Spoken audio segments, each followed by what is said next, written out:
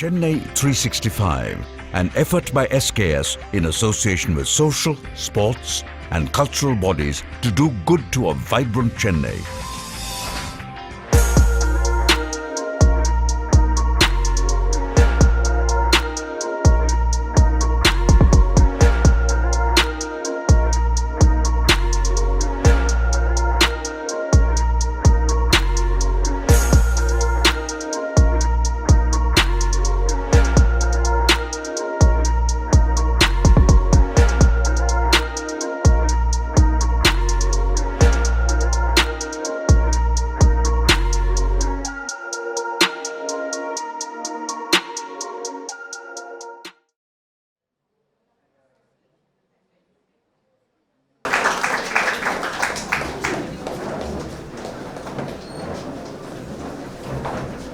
அனைவருக்கும் வணக்கம். தமிழ் நிகழ்ச்சி அப்படின்றதுனால நம்முடைய மாணவர்கள் ரொம்ப உற்சாகத்தோடு கலந்துட்டு இருக்காங்க. இந்த நிகழ்ச்சியை முறையாக நிறைப்படுத்தி வழங்குமாறு எங்களுடைய பத்மா மோகன் அவர்களை அன்போடு அழைக்கின்றோம். மாணவர் கம்பன் கழகத்தினுடைய தலைவராக விளங்கி கொண்டிருக்கிறார்.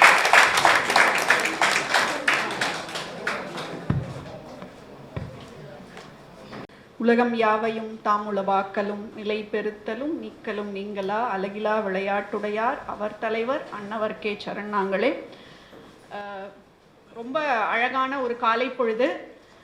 மாணவர் கம்பர் கழகம் தொடங்கி கிட்டத்தட்ட இப்போ ஒரு 14 ஆண்டுகளுக்கு மேலாக செயல்பட்டு வருகிறது. உலகத்திலேயே மாணவர்களுக்காக தோற்றுவிக்கப்பட்ட ஒரே கம்பன் கழகம் நம்முடைய மாணவர் கம்பர் கழகம்தான். அடுத்த தலைமுறையில் இலக்கியத்தை, செவ்விலக்கியங்களை, குறிப்பாக கம்பராமாயணத்தை மாணவர்களிடம் எடுத்து செல்லக்கூடிய ஒரு நோக்கத்தோடு இந்த மாணவர் கம்பன் கழகம் செயல்பட்டு வருகிறது. மாணவர்களுக்காக அவர்கள் இருக்கக்கூடிய கல்வி வாயில் தோறும் சென்று அவர்களுக்கான நிகழ்ச்சிகளை வழங்கக்கூடிய ஒரு முயற்சியில் நாங்கள் ஈடுபட்டு வருகிறோம். எங்களுடைய இந்த முயற்சிக்கு இது எங்களுடைய 19வது தொடர் நிகழ்ச்சி. இந்த முயற்சிக்கு எங்களுக்கு மிகவும் எங்களை ஆற்றுப்படுத்தி எங்களுக்கு மிகவும் உறுதுணையாக இருக்கக்கூடியது ஸ்ரீ கிருஷ்ணா ஸ்வீட்ஸ் அவர்கள், அதனுடைய நிறுவனர் ஐயா திரு முரளி அவர்கள்.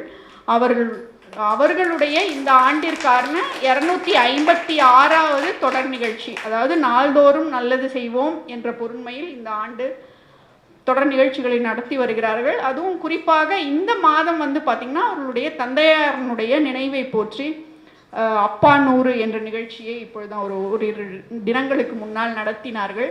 அப்படி தந்தையை போற்றும் மாதமாக இந்த மாதம், பொதுவாக தாயை போற்றும் மாதம் என்று நிகழ்ச்சிகள் நாம் நடத்துவதுண்டு. ஸ்ரீ கிருஷ்ணா ஸ்வீட்ஸ் அவர்கள், முரளி ஐயா அவர்கள் தந்தையை போற்றும் மாதமாக இந்த மாதத்தை கொண்டாடி வருகிறார்கள். அந்த வகையிலே அவருக்கும் எங்களுடைய நன்றியை இந்த நேரத்திலே தெரிவித்துக்கொண்டு, தொடர்ந்து இந்த அருமையான ஒரு கல்லூரி இல்லையா, சமூக பணி, அதாவது the real goal of education is to create responsible citizens இல்லையா. கல்வியினுடைய உண்மையான நோக்கம், கல்லூரிகளினுடைய உண்மையான நோக்கம் அவர்களை ஒரு பட்டதாரி ஆக்குவதல்ல, சமூகத்துக்கு தேவையான ஒரு நல்ல குடிமகனாக அவரை மாற்றுவது, பொது எண்ணத்தோடு பொது உடைமையோடு செயல்படக்கூடிய நல்ல மாணவர்களை உண்டாக்குவது. அப்படி பார்க்கும் பொழுது பல ஆண்டு காலமாக நம்முடைய தமிழ்நாட்டிலே நல்ல குடிமகன்களை, நல்ல பொறுப்புள்ள பிரஜைகளை உருவாக்கி தந்து கொண்டிருக்கக்கூடிய சென்னை சமூக பணி கல்லூரியினுடைய முத்தமிழ் பேரவையுடன் இணைந்து இந்த மாதத்திற்கான கல்வி வாயில் தோறும் கன்னித்தமிழ் நிகழ்வை நடத்துவதில் மாணவர் கம்பர் கழகம் முறையே மிகுந்த பெருமை அடைகிறது. இங்கே இருக்கக்கூடிய நம்முடைய முனைவர் தமிழ்துறை உதவி பேராசிரியர் அக்கா மஞ்சுளா அவர்கள் நாங்கள் கல்லூரி பருவம் தொட்டு எங்களுக்கு ஒரு முன்னோடியாக இருந்து எங்களுடன் பயணிக்கக்கூடியவர்.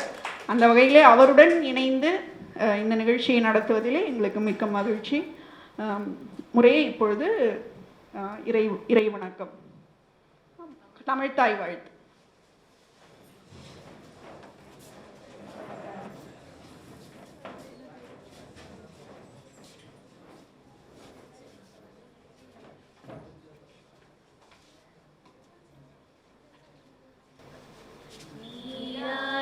கடலொடுத்த நிலமடந்த சிந்தை கெழிலொழுகும் சீராரும் வதனமென திகழ் பரத கண்டமிது தெற்கணமும் அது சிறந்த திராவிடனல் திருநாடும்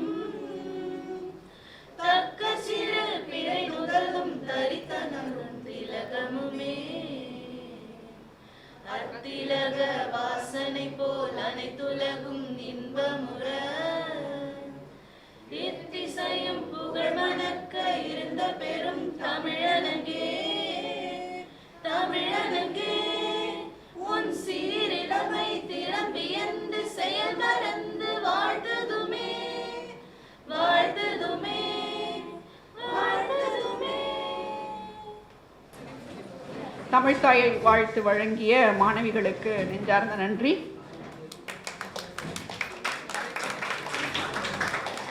பொதுவாக தமிழ்த்தாய் வாழ்த்துனா மாணவர்களோ மாணவிகளோ பாட மாட்டாங்க, ஏதோ ஒரு ரேடியோ தான் பாடும், வானொலி தான் பாடும். அப்படி இல்லாமல் தமிழ்த்தாய் வாழ்த்தை உணர்வோடு அனைவரும் இசைக்க வேண்டும் என்ற முயற்சியில் ஈடுபடக்கூடிய அனைத்து மாணவர்களுக்கும் இந்த நேரத்திலே வாழ்த்துக்களை தெரிவித்துக் கொள்கிறோம்.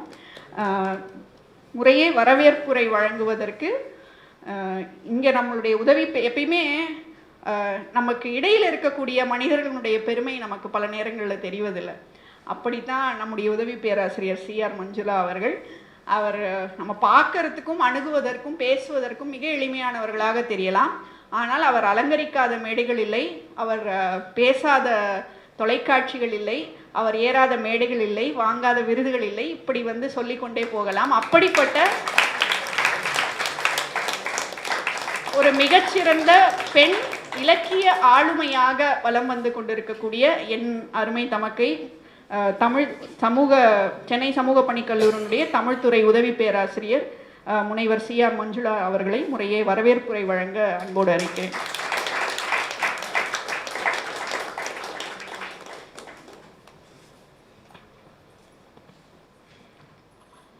எங்கள் வாழ்வும் எங்கள் வளமும் மங்காத தமிழென்று சங்கே முழங்கு. இங்கே நம்ம எல்லாரும் கூடி இருக்கிறதுக்கு ஒரே ஒரு காரணம், அதுதான் நம்முடைய மொழி, தமிழ் மொழி. நமக்கான அடையாளம் தமிழ் மொழி தான். இப்படிப்பட்ட ஒரு தமிழ் நிகழ்வில் நம்ம எல்லாரும் சந்திச்சிருக்கிறது அப்படின்றது ரொம்பவே ஒரு மகிழ்ச்சியான ஒரு தருணம். இங்கே உங்கள் எல்லாரையும் வரவேற்கிறதுக்காக தான் நான் நின்றுருக்கேன். ஏன் இந்த வரவேற்பு ஒரு முக்கியத்துவம் வாய்ந்தது? இப்போ காலையில் விடிஞ்ச உடனே பறவைகள்லாம் க்ரீச் க்ரீச்னு ஒரு சத்தம் கொடுத்துக்கிட்டே இருக்கும். என்ன காரணம்னு நினைக்கிறீங்க? சூரியனை வரவேற்பதற்காகத்தான்.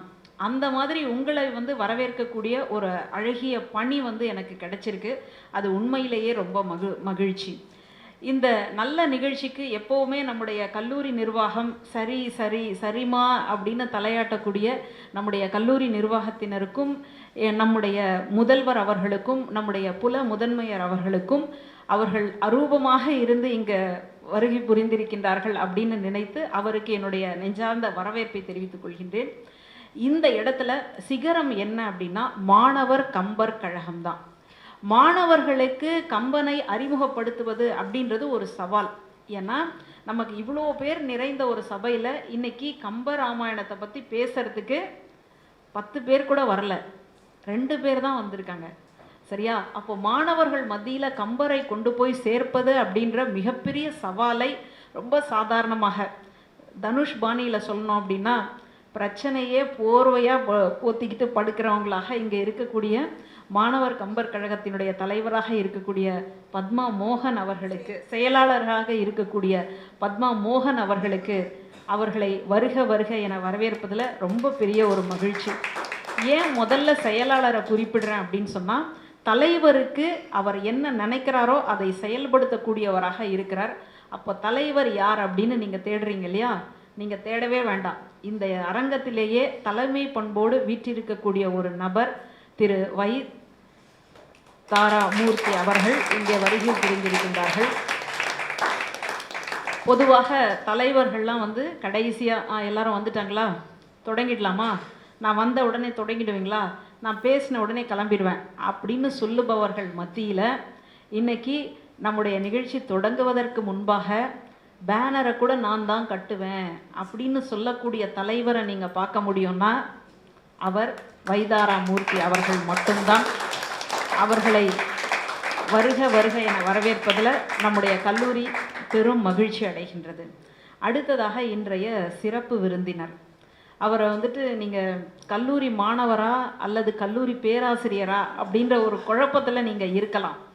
ஆனால் சத்தியமாக சொல்கின்றேன், அவர் கல்லூரி பேராசிரியர் தான். ஏன்னா போன முறை ஜூம் மீட்டிங் வழியாக அவர் ஒரு நல்ல கதையாடல்கள் குறித்த, நம்ம எத்தனையோ கதைகள் கேட்டிருப்போம் இல்லையா, அந்த கதையாடல் குறித்த ஒரு மிக அற்புதமான ஒரு பேச்சை வந்து நடத்தினார். அப்போவே நம்ம மாணவர்கள்லாம் செல்ஃபியெல்லாம் எடுத்துக்கணும்னு நினச்சாங்க. ஆனால் ஜூம் வழியாக அந்த நிகழ்ச்சி ஏற்பாடானதனால் அப்படி ஒரு வாய்ப்பு இல்லை. ஆனால் உங்களுக்கு அந்த வாய்ப்பு கிடைச்சிருக்கு. அவர்தான் எஸ்ஆர்எம் கல்லூரியினுடைய தமிழ் துறையில் ரொம்ப பிரபலமாக துறை தலைவராக அந்த கல்லூரிக்கே ஒரு முகமாக இருக்கக்கூடியவர் தான் நம்முடைய முனைவர் பா ஜெய்கணேஷ் அவர்கள்.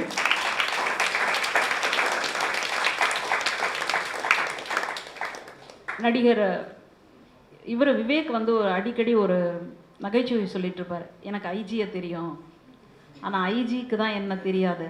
அப்படி இல்லாமல் இவருக்கு ஜனாதிபதியும் தெரியும், ஜனாதிபதிக்கும் இவரை தெரியும். ஏன்னா ஜனாதிபதியினுடைய கரங்களால், நம்முடைய குடியரசுத் தலைவருடைய கரங்களால் மிகச்சிறந்த ஒரு விருதினை பெற்ற ஒரு விருதாளர் தான் இன்னைக்கு நமக்கு சிறப்புரையாற்ற கம்பர் காட்டும் தந்தையர் என்ற தலைப்பிலே சிறப்புரையாற்றுவதற்காக வந்திருக்கிறார். அதனால் இவருடைய நிகழ்ச்சிகளை நீங்கள் பல்வேறு தொலைக்காட்சிகளில் கண்டு ரசிச்சிருக்கலாம். குறிப்பாக பொதிகை தொலைக்காட்சியில் ஒரு ழகரம்னு சொல்லக்கூடிய ஒரு அற்புதமான நிகழ்ச்சி, பல்வேறு தமிழ் சுவைகளை எல்லாம் அந்த நிகழ்ச்சியில் கொண்டு வந்து சேர்த்தாரு. இன்றைக்கி நேர நெருக்கடியின் காரணமாக அதில் வந்து அவரால் பங்கெடுக்க முடியலை. ஆனாலும் உங்களை பார்த்து உங்களோடு பேச வேண்டும் அப்படின்றதுக்காக எங்கேயோ பக்கத்து மாநிலத்திலேருந்து இன்றைக்கி இங்கே வந்திருக்கிறார் அப்படின்னு தான் சொல்லணும். ஏன்னா காட்டாங்குளத்தூர் எங்கே இருக்குது அப்படின்றது நமக்கு தெரியும். அப்படி அவர் அந்த பயணப்பட்டு இங்கே வந்திருக்கார். அவரை நாம் வரவேற்பதில் ரொம்ப மகிழ்ச்சி அடைகின்றோம். அடுத்ததாக இங்கே வந்துட்டு எல்லா இடத்துலையும் ஒரு சுடர் தெரியுது, ஒரு ஒளி வட்டம் தெரியுது இல்லையா? அதற்கு காரணம் நம்முடைய முனைவர் சுடர்மதி அவர்கள்தான். நம்ம பக்தி இலக்கியங்களில் ஒன்று சொல்லிக்கிட்டே இருப்போம், ஆபத் பாந்தவா அநாத ரக்ஷகா அப்படின்னு சொல்லி. இன்னைக்கு புரட்டாசி மாதம் வேற. அந்த மாதிரி எங்களுடைய மொழித்துறையினுடைய ஆபத் பாந்தவர் யார், அநாத ரக்ஷகர் யார் அப்படின்னு சொன்னால் நம்முடைய சமூக பணித்துறையினுடைய தலைவர் முனைவர் சுடர்மதி அம்மையார் அவர்கள்தான்.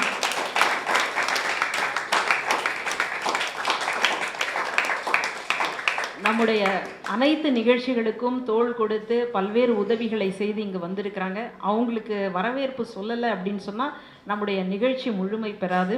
அவரை போல் இப்போ தான் நம்முடைய ஆங்கிலத்துறையில் வந்து காலடி எடுத்து வச்சிருக்கக்கூடிய அலாய்ஷியஸ் மேடம் அவர்களை அன்போடு வருக வருக என வரவேற்று மகிழ்கின்றோம். இப்போ இவங்களை எல்லாரையும் வரவேற்கிறதுக்கு எனக்கு யார் உதவி செஞ்சாங்க அப்படின்னா அவங்க ஒருத்தர் தான், அவர்கள்தான் ஸ்ரீ கிருஷ்ணா ஸ்வீட்ஸ் நிறுவனத்தார். அவருடைய தந்தையார் என்ன சொன்னாங்களோ, அப்பா வந்து சொல்லியிருக்காங்க, நீங்கள் ஒரு 10 ரூபாய் சம்பாதிச்சிங்க அப்படின்னா 8 ரூபாய் உங்களுக்காக வச்சுக்கோங்க.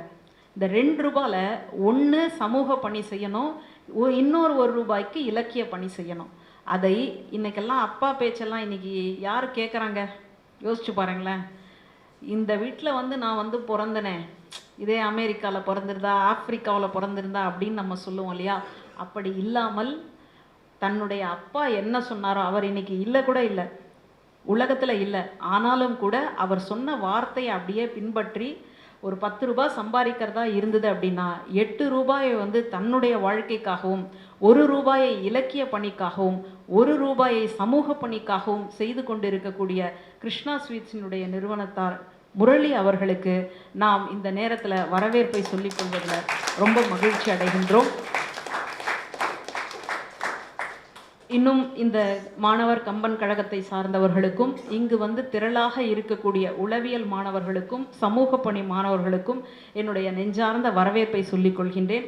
இங்கே நம்ம எல்லாரையும் வந்து ஆவணப்படுத்துறதுக்காக இங்கே வீடியோவோடு வந்திருக்கக்கூடிய தோழர் அவர்களுக்கும், இங்கே ரொம்ப அழகாக இந்த பேனரை எல்லாம் கட்டி நம்மை மகிழ்வித்து கொண்டு இருக்கக்கூடிய உதவியாளர் அவர்களுக்கும் நம்முடைய வரவேற்பை உரித்தாக்குகின்றேன்.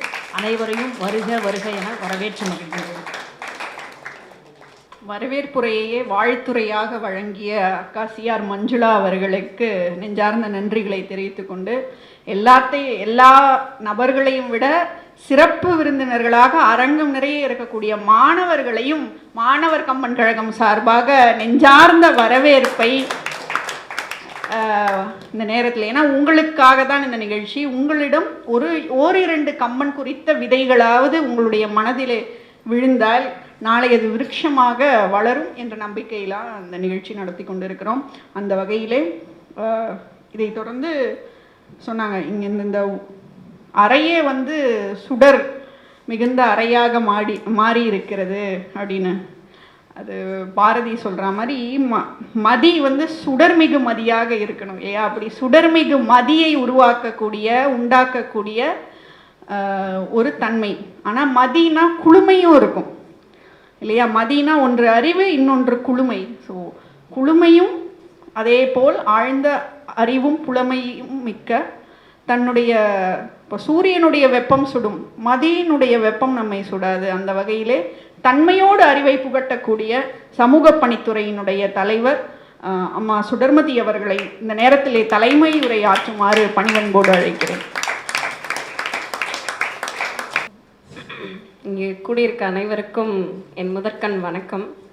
முதன்மையாக திரு வைத்தாரா மூர்த்தி அவர்கள், புரவலர் மாணவர் கம்பர் கழகம் அவர்களுக்கும், நமது சிறப்பு விருந்தினர் முனைவர் பா ஜெய் கணேஷ், தமிழ்துறை SRM கல்லூரி அவர்களுக்கும், திருமதி பத்மா மோகன், செயலர் மாணவர் கம்பர் கழகம் அவர்களுக்கும் எனது மனமார்ந்த நன்றியை தெரிவித்துக் கொள்கிறேன். ஏன்னா அவங்க அதற்கு முன்னாடி என்னோட பேச்சில் ஏதாவது சொல்குற்றமோ பொருள் குற்றமோ இருந்தால் தயவு செய்து என்னை மன்னிக்கவும். அவையோர் இங்கே உட்கார்ந்துருக்கிறவங்களுக்கும் வேண்டி கேட்டுக்கொள்கிறேன். ஏன்னா அம்மையார் சொன்ன மாதிரி ஆபத் பாண்டவா அநாத ரச்சகா மேம் இவங்களை கூட்டிகிட்டு ரூமில் உட்கார வைக்கிறப்ப அவங்கள அங்கே வச்சு நம்ம இன்வைட் பண்ணிட்டு வரலாம்னா ஓகே மேம் அப்படின்னு. திடீர்னு ஒரு ஸ்டூடெண்ட் நீங்கள் தலைமை உரை கொடுக்கணும் அப்படின்னோடனே ஐ ஸ்டார்டட் ஷிவரிங். கம்ப்ளீட்டாக தமிழை பேசுகிறது கொஞ்சம் கஷ்டமான விஷயந்தான் என்னை பொறுத்தளவுக்கு. தமிழ் தான் நான், இருந்தாலும் அதில் ஏதாவது சொற்குற்றமோ பொருள் குற்றமோ இருந்தால் மன்னிச்சிக்கணும் அப்படின்றத முதலையே கேட்கணும்னு நினச்சேன். ஸோ மன்னிச்சிக்கோங்க. இவங்க அனைவரும் என்னோட உரையாற்றும் போது சொன்னாங்க, நாங்கள் இத்தனை மணிக்கு கிளம்பணும், நாங்கள் அத்தனை மணிக்கு கிளம்பணும், நாங்கள் உண்மையிலேயே ரொம்ப சந்தோஷப்படுறோம். உங்கள் மாணவர்கள்லாம் அவ்வளோ சீக்கிரம் 8 மணி கல்லூரி அப்படின்னா 7:55க்கே உங்கள் மாணவர்கள்லாம் இருக்காங்க, எங்களுக்கு இந்த இதை கடந்து வர்றது பெரிய கஷ்டமாக இருந்துச்சு அப்படின்னு சொன்னார். ஸோ அந்த மாதிரி அவங்களோட அவ்வளவு கஷ்டத்துக்கு இடையிலையும் இங்கே நேரத்துக்கு உங்களெல்லாம் சந்திக்கணும், உங்களுக்கு கம்பர் காட்டும் தந்தையர் என்ற தலைப்பில் சில விஷயங்களை பதிவு பண்ணணும் அப்படின்ற ஒரு ஆர்வத்தோடு வந்திருக்காங்க. அதே மாதிரி எங்கள் மாணவர்களும் ரொம்ப ஆர்வத்தோடு இருக்காங்கன்னு நான் நினைக்கிறேன். ஸோ இந்த நிகழ்ச்சியில் தலைமை உரை ஆற்றுறதுக்கான வாய்ப்பு கொடுத்தமைக்கு திருமதி மஞ்சுளா அவர்களுக்கு என் மனமார்ந்த நன்றி. தமிழ் அப்படின்னும் போது என்னோட பெயருக்கான அர்த்தத்தை அம்மையார் அவ்வளோ அழகாக சொல்லும் போது எனக்கே ஒரு நிமிஷம் மெய் சிலிர்த்துருச்சு. அடடா, என்னுடைய பெயருக்கு இவ்வளவு விளக்கம் இருக்கா? பர்டிகுலர்லி அவங்க சொன்னாங்கல்ல, சுடர் சுடரா எரியும், மதின்றது குளுமையும். இது வரைக்கும் மதி அப்படின்றது 3 அளவுக்கு தான் நம்ம யோசிச்சிருப்போம். ஸோ குளுமை, ஸோ இது ரெண்டும் கலந்ததாக இருக்கேனா அப்படின்னு ஈவன் அந்த ஒரு realisation I got it from அம்மையார் பத்மா மோகன் அவர்கள். நன்றி மேடம். ஸோ அந்த மாதிரி தமிழோட அழகு அதை நம்ம தெரிஞ்சுக்க தான் நம்மளுக்கு அது இன்னும் திகட்டூட்டும் இன்பமாக கொடுக்கும் அப்படின்றது என்னோட ஒரு தாழ்மையான கருத்து. தமிழுக்கும் எனக்கும் ஏதோ ஒரு ஈர்ப்பு இருக்குது ஆரம்பத்திலிருந்து. அம்மையார் சொன்ன மாதிரி கோவிட் சமயத்துலலாம் ஆன்லைனில் சில நிகழ்ச்சிகள் நடத்துவாங்க, அதுலேயும் நீங்கள் பங்கு பெறணுன்னே ரொம்ப சந்தோஷமாக ஆர்வமாக நான் கலந்துக்குவேன். ஸோ அது மாதிரி தமிழுக்கும் எனக்குமே ஒரு இணை புரியாத பற்று இருக்குது அப்படின்றத நான் உணர்றேன். ஸோ இந்த நிகழ்ச்சி சிறப்பாக அமைய காரணமாக இருந்த அனைவருக்கும், மாணவ செல்வங்களுக்கும், அதை பதிவு செய்ய வந்தவர்களுக்கும் அனைவருக்கும் என் மனமார்ந்த நன்றி கூடி விடைபெறுகிறேன். நன்றி.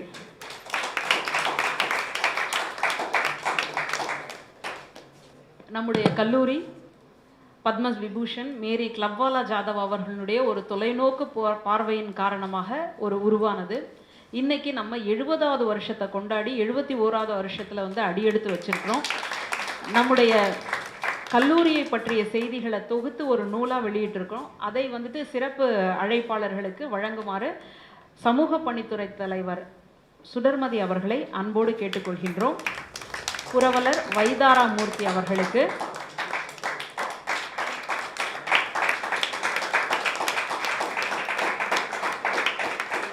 விருதாளர் மற்றும் பேச்சாளர் முனைவர் ஜெய்கணேஷ் ஐயா அவர்களுக்கு,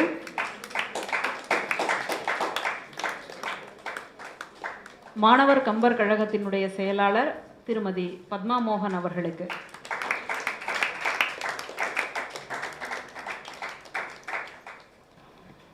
மாணவர்கள் வந்து பேசணும் அப்படின்னு நாங்கள் ஆசைப்படுவோம் எப்பயுமே. ஏன்னா ஒரு ஒரு குறைந்தபட்சம் இது வரைக்கும் ஒரு 10,000 மாணவர்களாவது கம்பராமாயணத்தை பேசுவதற்கு களம் அமைத்து கொடுத்த ஒரு ஒரு பாக்கியம் தான் நான் சொல்லுவேன். ஒரு பேர் வந்து மாணவர் கம்பன் கழகத்துக்கு உரியது. அப்படி பார்க்கும் பொழுது ஒவ்வொரு பள்ளியிலோ கல்லூரியிலோ எங்கு போனாலும் மாணவர்களை கம்பராமாயணம் பேச வைப்பது, கம்பராமாயண செய்யுள்களை சொல்ல வைப்பது, இப்படி பல்வேறு களங்களில் ஆண்டு விழாக்களில் ஈவன் வினாடி வினா நடத்துவது, இப்படி நாங்கள் பல முயற்சிகளை எடுத்துக்கொண்டு வருகிறோம். அந்த வகையில் இன்றைய தினம் இங்கே பேசுவதற்கு 2 மாணவிகள் தயாராக இருக்கிறார்கள். முதல்ல இளங்கலை சமூக பணிவியல் படிக்கக்கூடிய மாணவி இசக்கி கனி, 2ஆம் ஆண்டு மாணவி, அவர்களை அன்போடு அழைக்கிறேன். இங்கு கூடியிருக்கும் மாணவர்களுக்கும் ஆசிரியர்களுக்கும் என் முதற்கண் வணக்கத்தை, அது மட்டும் இல்லாமல் காலை வணக்கத்தையும் தெரிவித்து எனது உரையை நான் தொடங்குகிறேன். ராமாயணமே அழகு, அதையே ரசித்து ருசித்து எழுதினவர் நம்ம கம்பர். அதற்காக தான் அதற்கு கம்ப ராமாயணம் என்று பெயர் வந்தது. கம்ப ராமாயணத்தில் நான் எதை எடுத்திருக்கிறேன் அப்படின்னா, சகோதரர்களுக்குள்ள அந்த உறவை தான் வந்து நான் எடுத்திருக்கேன். எனக்கு வந்து சகோதரர்கள்னால் இப்படி தான் இருக்கணும், இந்த சமுதாயத்துக்கு நம்ம காட்டணுங்கிறதுனால அந்த ஒரு டாப்பிக்கை எடுத்திருக்கேன். ஸோ நான் வந்து இதை பேச்சு போட்டி மாதிரி உங்களுக்கு தெரிவிக்காமல் ஒரு கதையாக நான் தெரிவிக்கிறேன். அதனால் கதை வந்து என்றைக்கும் நம்ம மைண்டில் ஞாபகம் இருக்கும். அதனால் நான் கதையை சொல்கிறேன். ஃபஸ்ட்டு என்ன அப்படின்னா, கோசல நாட்டு மன்னன் வந்து தசரதன். அவர் வந்து ஒரு நாள் என்ன பண்ணியிருக்காரு, காலையில் கண்ணாடியை போய் பார்த்துருக்காரு. பார்த்துட்டு இருக்கும்போது அவருடைய தலையில் ஒரு வெள்ளை முடி இருந்திருக்கு.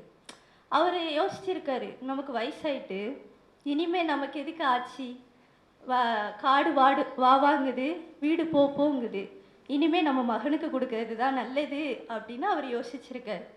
சரி, ஓகே, நம்ம வந்து நம்ம பையனுக்கு கொடுத்துருவோன்னு தன்னுடைய பையன் யார் அப்படின்னா ராமன். ராமனுக்கு கொடுக்கணுங்கிறது தான் அவர் ஆசை, அதுதான் முறையும். ஆனால் அவருடைய 3வது மனைவி கைகேயி அவங்க என்ன பண்ணியிருக்காங்கன்னா, ஒரு சின்ன சூழ்ச்சி பண்ணியிருக்காங்க. கணவர்கிட்ட 2 ஒரு கோரிக்கை மாதிரி வச்சுருக்காங்க. என்ன அப்படின்னா, ஒன்று ராமன் 14 ஆண்டுகள் வனவாசம் போகணும், இன்னொன்று என்னுடைய மகன் தசரதன் ஆட்சி பொறுப்பை எடுக்க வேண்டுங்கிறது தான் அவங்களுடைய ஒரு கோரிக்கையாக இருந்தது. அதை வந்து தசரதனால் மறுக்க முடியலை. அதை வந்து அவங்க வந்து ஒத்துக்கிட்டாங்க. ஆனால் அது அவருக்கு விருப்பமாக இல்லை. அதனால் அவர் என்ன பண்ணார் அப்படின்னா, மனசுடைஞ்சி போய் என்கிட்ட இவ்வளோ பெரிய சூழ்ச்சி நடந்துட்டே அப்படிங்கிறது அவருக்கு ஒரு பெரிய பாரமாக இருந்தது. அன்றைக்கி நைட்டே அவர் என்ன அப்படின்னா, இந்த சூழ்ச்சியை நினச்சி இறந்துட்டார். இப்படி ஒரு நிகழ்வு நடக்கும்போது தசரதன் வந்து நம்மளுடைய அந்த நாட்டிலே இல்லை, தசரதன் தாத்தா வீட்டுக்கு போயிருப்பார். பரதன், ராமனும் இருக்க மாட்டாங்க, சீதையும் இருக்க மாட்டாங்க, அவங்க தம்பி லக்ஷ்மணனும் இருக்க மாட்டாங்க. பரதனுக்கும் சத்ருகனுக்கும் ஒரே ஷாக்காக இருக்கும். பரதன் வந்து இந்த உலகத்தில் எந்த ஒரு பையனும் தன்னுடைய தாயை இப்படி ஒரு கொஸ்டின் கேட்கவே மாட்டாங்க. ஆனால் பரதன் கேட்டார். என்ன அப்படின்னா, இந்த வயத்துலையா நான் 10 மாதம் கிடந்தேன், நீ தாயா இல்லட்டா பேயா அப்படிங்கிற ஒரு கொடூரமான ஒரு கொஸ்டினை வச்சு அவங்களுடைய அம்மாவையே அவர் என்ன அப்படின்னா கோவிச்சுக்கிட்டாரு. ஏன்னா அவருக்கு அவருடைய அண்ணா மேலே அவ்வளோ மரியாதை. நான் என்னுடைய அண்ணாவை கண்டிப்பாக காட்டுக்கு போய் கூட்டிகிட்டு வருவேன் அப்படின்னு சொல்லிட்டு போகிறாரு. யாரெல்லாம் அப்படின்னா, அவர் தம்பி, நாட்டில் உள்ள தலைவர்கள் எல்லாமே போகிறாங்க. அங்கே ராமனுக்கு ஒரு தோழன், அவர் தான் யார் அப்படின்னா குகன். குகனுக்கு வந்து என்ன அப்படின்னா, ராமர்கிட்ட சொல்கிறாரு குகன், நாங்கள் உங்களை அரசவையில் ராஜாவாக பார்க்கணுன்னு நினச்சோம், ஆனால் நீங்கள் வந்து இப்படி தவ நிலையில் இருக்கீங்களே அப்படின்னு குகன் வந்து ராமர்கிட்ட சொல்லி கவலைப்படுதாரு. அப்போ குகனுக்கு தகவல் வருது, நான் இப்படி யார் பரதன் வந்து வாராங்க அப்படின்னு சொல்லிட்டு. குகன் வந்து வடகரையில் நிற்கிறாரு, நம்ம பரதன் தென்கரையில் நிற்கிறாரு. குகன் நினைக்கிறாரு, நாட்டை தான் வாங்கிட்டாங்க, மறுபடி 14 வருஷம் கழித்து திருப்பி வந்துடுவான் அப்படிங்கிறதுக்காண்டி, அவன் உயிரையும் கொள்றதுக்காண்டி வந்திருக்கானே அப்படின்னு சொல்லிட்டு குகன் வந்து ரொம்ப கோபத்தோட போகிறாரு. அங்கே பார்த்தா யார், நம்மளுடைய பரதனும் அவருடைய தம்பி சத்ருகனும் அப்படி ராமனும் லக்ஷ்மணனும் மாதிரி இருக்கிறாங்க அந்த தவ நிலையில். இதிலே குகன் ஒரு நிமிஷம் அமைதியாயிட்டாங்க. அப்போ குகன்கிட்ட நம்மளுடைய பரதன் வந்து தன்னை தானே குகன் வந்து கேட்குறாங்க, நீ தானே யார் ராமனை வெளியில் தள்ள, நீயும் உங்கள் அம்மாவும் சூழ்ச்சி பண்ணி தானே தண்ணீங்க அப்படின்னு கேட்குறாங்க. அதுக்கு நம்மளுடைய பரதன், இந்த உலகத்தில் உள்ள அனைத்து பழியும் நான் அந்த தப்பு பண்ணியிருந்தா என்னையே வந்து சேரட்டும், அனைத்து பழியும்னா அறம் நிறைய என்னென்ன தப்பு இருக்கோ அந்த பழி எல்லாமே என்னையே வந்து சேரட்டும் அப்படின்னு அவர் தன்னை தானே பழிச்சுக்கிடுறாரு. இதை கேட்ட குகன் ஒரே ஆச்சரியத்தில், அப்போ ராமனுடைய தம்பிங்க ராமனை மாதிரி தான் தப்பு பண்ண மாட்டாங்க அப்படிங்கிறது குகனுக்கு புரிஞ்சுட்டு, குகன் வந்து ராமன் இருந்த இடத்த இவங்ககிட்ட காட்டுறாங்க. யார்கிட்ட? பரதன்ட்டையும் அவங்களுடைய தம்பி சத்ருகுணன்ட்டையும். சத்ருகுணனும் பரதனும், பரதன் வேகமாக, இங்கேயா எங்கள் அண்ணா படுத்திருந்தார், இங்கேயா எங்கள் அண்ணா உட்காந்துருந்தார், இங்கேயா எங்கள் அண்ணா தியானம் பண்ணார் அப்படின்னு ஒரு ஆர்வமாக கேட்டுக்கிட்டே இருந்தாங்க.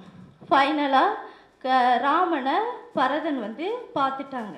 அப்போது நீங்கள் தான் வந்து ஆட்சி பண்ணணும்னா நான் வந்து தம்பி தான், எனக்கு இந்த ஆட்சி மேலே ஆசை கிடையாது அப்படின்னு பரதன் சொல்கிறாரு.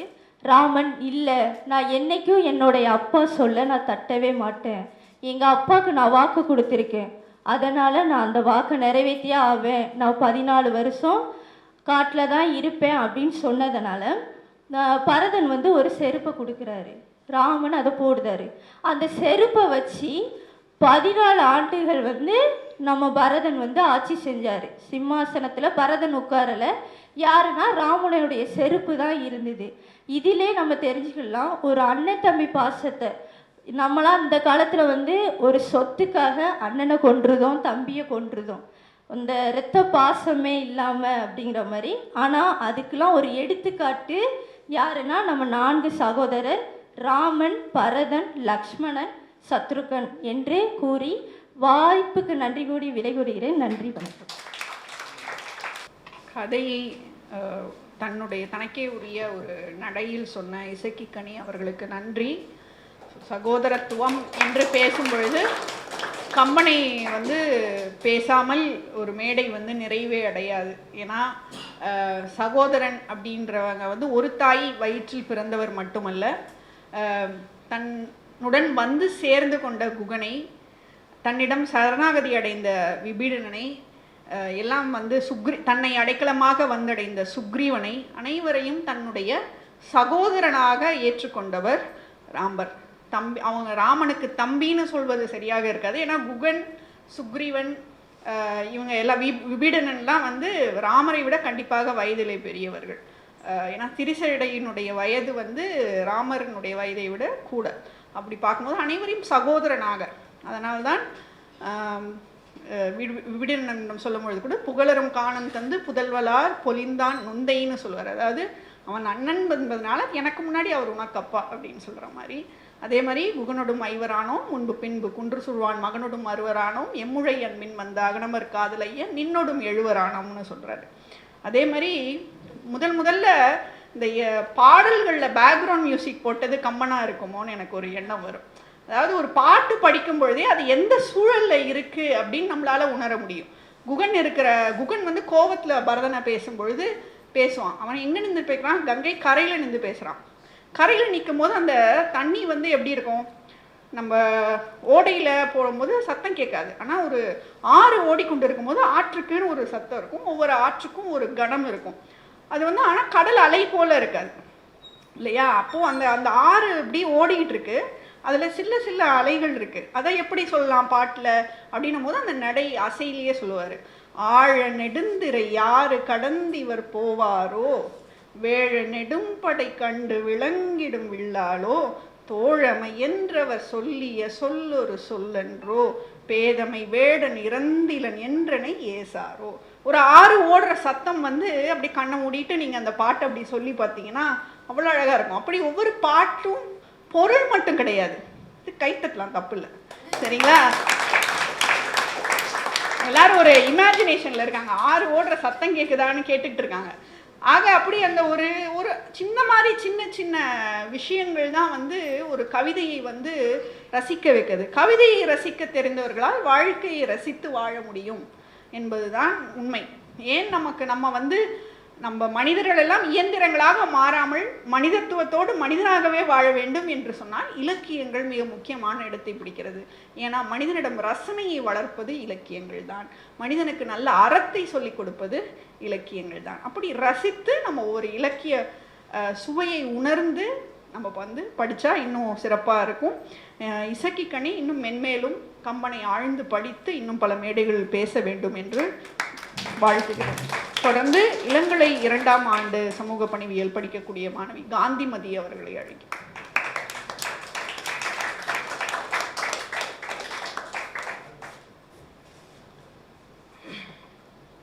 தித்திக்கும் தெள்ளமுதே, தெள்ளமுதின் மேலான முத்திக்கனியே என் முத்தமிழே, உனக்கு என் முதல் வணக்கம். கம்பன் வீட்டு கட்டுத்தறியும் கவி பாடும் அப்படின்னு சொல்லுவாங்க. அந்த அளவுக்கு ஒரு சிறந்த ஒரு எழுத்தாளரை பற்றி பேசுறதுக்கான வாய்ப்பு கிடைச்சதுக்கு கம்பருக்கும் நம்மளுடைய கம்பர் கழகத்துக்கும் நம்மளுடைய கல்லூரிக்கும் என்னுடைய மனமார்ந்த நன்றிகள். நான் பேச போகிறத வந்து கேட்குறதுக்காக ஆர்வமாக உட்கார்ந்துருக்கேன் என்னோட சகோதர சகோதரிகள், என்னோட ஜூனியர்ஸ், என்னோட 1ஆம் ஆண்டு படிக்கக்கூடிய மாணவர்கள், என்னுடைய தம்பி தங்கைகள், உங்களுக்கும் என் மனமார்ந்த வணக்கத்தை கூறி என்னுடைய கருத்துக்கள் கம்பராமாயணத்தை பற்றி தெரிந்த வரையில் நான் புரிந்து கொண்ட என்னுடைய கருத்துக்களை நான் உங்களுடன் பகிர்கிறேன். கம்பராமாயணம் நம்ம எல்லாருக்குமே தெரிஞ்ச ஒரு விஷயம். கம்பர் எழுதின ஒரு ராமாயணம். முதல்ல வந்து கம்பராமாயணத்தை வந்து ராமவதாரம் அப்படின்னு சொல்லிட்டு தான் வந்து சொன்னாங்க. ஏன்னா வால்மீகி எழுதின வடமொழியில் எழுதின ராமாயணத்தை தழுவி தமிழில் எழுதப்பட்டதுனால வந்து நம்ம ராமவதாரம் அப்படின்னு சொல்லிட்டு சொன்னோம். ஆனால் காலப்போக்கில் கம்பருடைய எழுத்து நடை அதில் எல்லாரும் பார்த்து உருகி அதை கொஞ்சம் கொஞ்சமாக கம்ப ராமாயணம் அப்படின்னே நம்ம வந்து சொல்ல ஆரம்பிச்சிட்டோம். முதல்லலாம் வந்து கம்ப நாடகம், கம்ப சித்திரம் இப்படின்லாம் வந்து வழக்கத்தில் இந்த பெயர்கள் எல்லாமே இருந்துச்சு. ஆனால் இப்போ வரைக்கும் கம்ப ராமாயணம் அப்படிங்கிற பெயர் வந்து இன்னும் நிலச்சி நிற்கிது. ஒரு நூலுமே வந்து அந்த குறிப்பிட்ட சூழலுக்கும் காலத்திற்கும் ஏற்றாற்போல் தான் அமையும். இப்போ நம்ம ஒரு புத்தகம் எழுதுகிறோம் அப்படின்னா நம்மளுக்கு தெரிஞ்சோ தெரியாமலோ நம்மளை சுற்றி இருக்கிற விஷயங்களை நம்ம அதில் சேர்த்துருவோம். இப்போ இருக்கக்கூடிய தொலைக்காட்சியாக இருக்கட்டும், நம்ம கையில் வச்சுருக்க கணினி, செல்ஃபோன்ஸ், அது என்னது, சூப்பர், வெரி குட், கைபேசியாக இருக்கட்டும், இது எல்லாத்தையுமே தெரிஞ்சோ தெரியாமலோ நம்ம வந்து நம்மளோட எழுத்துக்களில் கொண்டுட்டு வந்துடுவோம். அப்படி இருக்கிற பட்சத்தில் அந்த காலகட்டத்துடைய சூழலையும் அந்த காலத்துடைய நிலவரத்தையும் வந்து கம்பராமாயணத்தில் வந்து நம்மளால் வந்து ரொம்ப அழகாக வந்து பார்க்க முடியுது. அப்படி அக்காலகட்டத்தில் இருந்த தமிழ் சூழலுக்கு ஏற்ப வந்து கம்பராமாயணத்தை வந்து கம்பர் வந்து அமைச்சு கொடுத்துருக்கிறாரு. நம்ம எல்லாருக்குமே தெரியும், ராமாயணம் ஒவ்வொரு மொழிகள்லையும் ஒவ்வொரு இடங்களையும் வெவ்வேறு விதமாக வந்து பேசப்படுது. அப்படி தமிழ் சமூகத்துக்கு ஏற்ற மாதிரி வந்து ராமாயணத்தை வந்து நம்ம கம்பர் எழுதி கொடுத்துருக்கிறாரு. அது மட்டும் இல்லாமல் தமிழ் சமூகம் பல மூட நம்பிக்கைகளுக்கு எந்த அளவுக்கு அடிமையாக இருந்துச்சு அப்படிங்கிறதையும் வந்து இந்த நூல் வந்து ஒளியேற்றி காட்டுது. அதில் வந்து ராமரும் வந்து விதிவிலக்கு கிடையாது. இப்படி ஒரு மூட நம்பிக்கைகளை பற்றி பேசுகிற பட்சத்துலேயும் பல ஆக்கப்பூர்வமான கருத்துக்களையும் வந்து சொல்லக்கூடிய ஒரு நூலாக வந்து கம்பராமாயணம் இருக்குது. அது என்னென்ன கருத்துக்கள் அப்படிங்கிறத நான் வந்து உங்களுக்கு சொல்கிறேன். ராமனுக்கு தன்னோட பெற்றவர்கள் மீது இருந்த அளவு கடந்த பக்தி. நம்ம இப்போல்லாம் வந்து நம்ம தமிழம்மா சொன்ன மாதிரி நம்ம வீட்டில் இருக்கிற அம்மா அப்பாவே வந்து அவ்வளோவா மதிக்கிறது கிடையாது. ஏன்னா அப்படி ஒரு சந்தர்ப்ப சூழ்நிலை காலகட்டத்துக்கு வந்து நம்ம எல்லாருமே வந்துட்டோம். ஆனால் ஒரு மகனா தன்னோட அப்பா கொடுத்த வாக்கை கூட நான் காப்பாற்றுவேன் அப்படின்னு சொல்லிட்டு வந்து ராமர் ஒவ்வொரு இடத்துலையும் வந்து பொறுப்போட பெற்றவர்கள் மீது இருந்த பக்தியோட வந்து முடிவெடுத்தார். அது மட்டும் இல்லாமல் சகோதரர்களுக்கு அண்ணன் மீது இருந்த மரியாதை. இப்போது என்னுடைய தோழி வந்து ரொம்ப அழகாக வந்து அண்ணன் தம்பி உறவை பற்றி ரொம்ப அழகாக சொன்னாங்க. ராமாயணம் எடுத்து காட்டக்கூடிய அண்ணன் தம்பி உறவு. ஆமாம், உண்மைதான். ஏன்னா ஒரு சொத்துக்காக ஒரு இடத்துக்காக வந்து இப்போலாம் எத்தனையோ கொள்ளைன்னு சொல்லிட்டு பலவிதமான பிரச்சனைகள் எல்லாத்தையுமே வந்து நம்ம கடந்து வந்துக்கிட்டு இருக்கோம் ஒவ்வொரு நாட்கள்லையும். இப்போது நம்மள இருக்கிற எத்தனையோ பேருக்கு கூட அந்த ஒரு பிரச்சனை இருக்கலாம். ஏன் எனக்கு ஒரு புக்கு கொடுக்கல, எனக்கு ஒரு பெண்ணு கொடுக்கல அப்படின்னு சொல்லிட்டு நம்ம வீட்டில் இருக்கிற நம்ம தம்பி நம்ம அக்கா மேலேயே வந்து நம்மளுக்கு பல நாட்கள் கோபம் இருக்கும். 2-3 மாதம்லாம் பேசாமல் இருந்திருப்போம். அப்படி இருக்கிற ஒரு பட்சத்தில் ராமாயணம் வந்து சகோதரத்துவம் அது எவ்வளோ ரொம்ப முக்கியமான ஒரு விஷயம் அப்படிங்கிறத வந்து ரொம்ப அழகாக வந்து நம்மளுக்கு எடுத்துக்காட்டுது. அது மட்டும் இல்லாமல் சீதைக்கு ராமன் மீது இருந்த காதல். ராமன் வந்து ஏதோ ஒரு சமூக சூழ்நிலையால் வந்து சீதைக்கு வந்து ஆதரவாக பேச முடியாத ஒரு சந்தர்ப்பம் வந்த போது கூட சீதைக்கு வந்து ராமன் மீது இருந்த காதல் எந்த ஒரு கட்டத்துலையுமே குறையவே இல்லை. அது வந்து நம்ம காலகட்டத்தில் வந்து இல்லாத ஒரு விஷயம். ட்ரஸ்ட் அப்படின்னு சொல்லுவாங்க, நம்பிக்கை. இந்த இப்போ இருக்கிற சூழலில் வந்து யார் மேலேயுமே நம்மளால் வந்து முழு நம்பிக்கையை வைக்க முடியலை. அதுக்கு காரணம் வந்து இப்போது வளர்ச்சி அப்படிங்கிற பேரில் இருக்கக்கூடிய பல விஷயங்கள் தான்.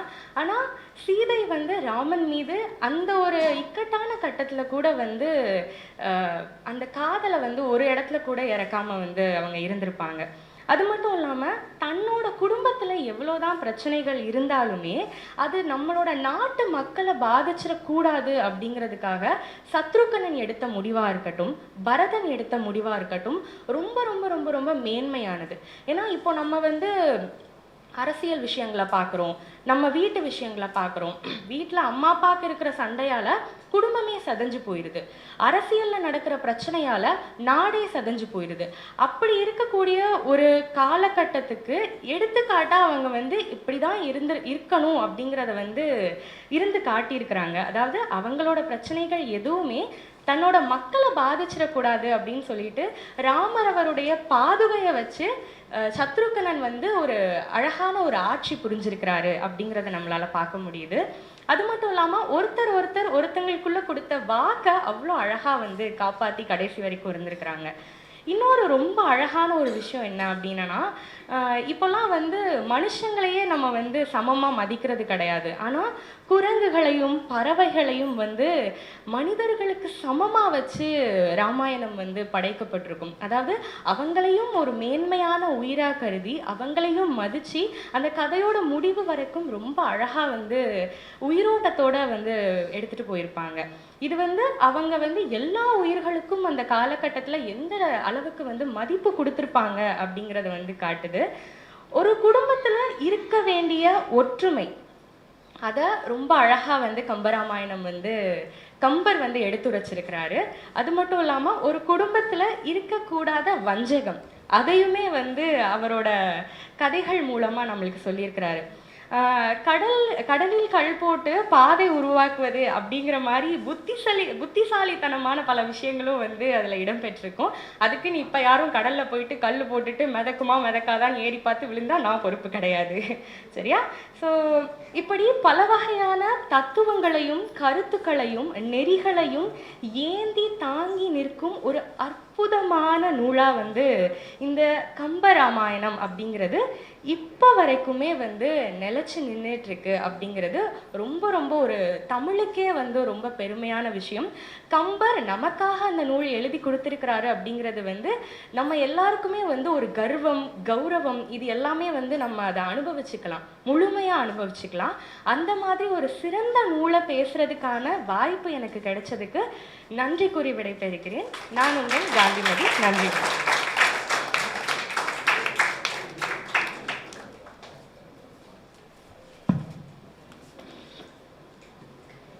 முதல்ல காந்திமதி அவர்களை வந்து பாராட்ட வேண்டிய விஷயம், அவர்களுடைய குரல் வளம் வந்து ரொம்ப இனிமையான ஒரு குரல் வளம். அவங்க வந்து ஆர்ஜேவுக்கு உரித்தான ஒரு அருமையான குரல் வளம் வந்து அவங்களுக்கு இருக்கு. அந்த மாதிரி அதாவது கேட்பதற்கு நீங்கள் வந்து கண்ணை மூடிக்கிட்டு அவங்களுடைய உருவத்தை பார்க்காம நீங்கள் கேட்க ஆரம்பிச்சிங்கன்னா அவங்க வந்து ஒரு புது ஒரு உணர்ச்சி. ஏன்னா நம்ம பார்க்கும் பொழுது நம்ம இமேஜினேஷன், நம்மளுடைய வந்து கற்பனை வந்து விரிவடையாது, இது இப்படி நின்றுடும். ஆனால் ஒருவரை பார்க்காம அவங்க குரல் மட்டும் கேட்கும் பொழுது அது நமக்கு நமக்கு நிறைய கற்பனைகளை வந்து நமக்குள்ள ஏற்படுத்தும். அந்த விஷயம் வந்து காந்திமதியை பாராட்டுகிறேன். நம்ம ஏதாவது ஒரு வாதத்தை வைக்கும் பொழுது அதற்கான அடிப்படைகளையும் சேர்த்து வைக்கணுங்கிறது மட்டும் என்னுடைய வேண்டுகோள். மூட நம்பிக்கைகளை ராமாயணம் பரப்புகிறது அப்படிங்கிற மாதிரியான செய்திகள் எங்கேயாவது படிச்சிருந்தீங்கன்னா அது அப்படியே பேசணும்னு அவசியம் இல்லை, நம்ம அதை ஆராய்ஞ்சிட்டு அப்புறம் பேசணுன்ற ஒரு கருத்தை மட்டும் நான் இங்கே வச்சுக்கிறேன்.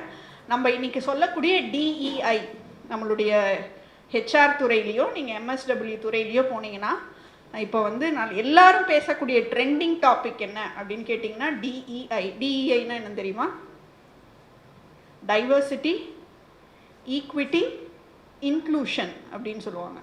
டைவர்சிட்டினா பலதரப்பட்ட தன்மை. ஒரு டீம், ஒரு குழு வந்து சிறந்த குழுவாக எப்படி அமையும்னா இந்த DEI இருக்கிற குழு, இதன் அடிப்படையில் நிர்ணயிக்கப்பட்ட குழு தான் சிறந்த குழுவாக அமையும். அதாவது ஒரு குழு டைவர்ஸாக இருக்கணும், ஓகே, அந்த குழுவில் எல்லாரும் சரிசமமாக வந்து நடத்தப்பட வேண்டும். ஈக்விட்டி, இன்க்ளூஷன், எல்லோருக்குமான இடம் அந்த குழுவில் இருக்க வேண்டும். அப்படி பார்த்தீங்கன்னா இந்த DEIயை இந்த உலகத்துக்கு முதல்ல வச்சவர் யாருன்னு கேட்டிங்கன்னா ராமர் தான். ஏன்னா அவருடைய குழுவில் மனிதர்களுக்கு மட்டும் இல்லை, பறவைக்கும் குரங்கினத்தை சார்ந்தவர்களுக்கும், ஏன் அரக்கர்கள் என்று நாம் நினைக்கக்கூடிய அந்த குழுவை சார்ந்தவர்களுக்கும் ஒன்று திரட்டி ஒரு படையை திரட்டி ஒரு போரை செய்து அவர்களையெல்லாம் உட்கார வச்சு மந்திராலோசனை.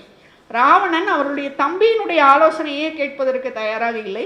ஆனால் ராமன் வந்து இருக்கக்கூடிய குரங்கு படை தளபதிகள், வீரனுடைய கருத்து, இப்படி அனைத்து தரப்பட்ட உயிர்களையும் ஒன்று திரட்டி அதை நிர்வகிக்கக்கூடிய ஆகப்பெரும் தலைவராக இருந்தவர் ராமர். அப்படின்னு பார்க்கும்போது இந்தியாவில் உலகம் போற்ற வேண்டிய முதல் DEI லீடர் யாருன்னு கேட்டிங்கன்னா அது ராமர் தான் அப்படிங்கிற கருத்தையும் இந்த நேரத்திலே முன்வைத்து,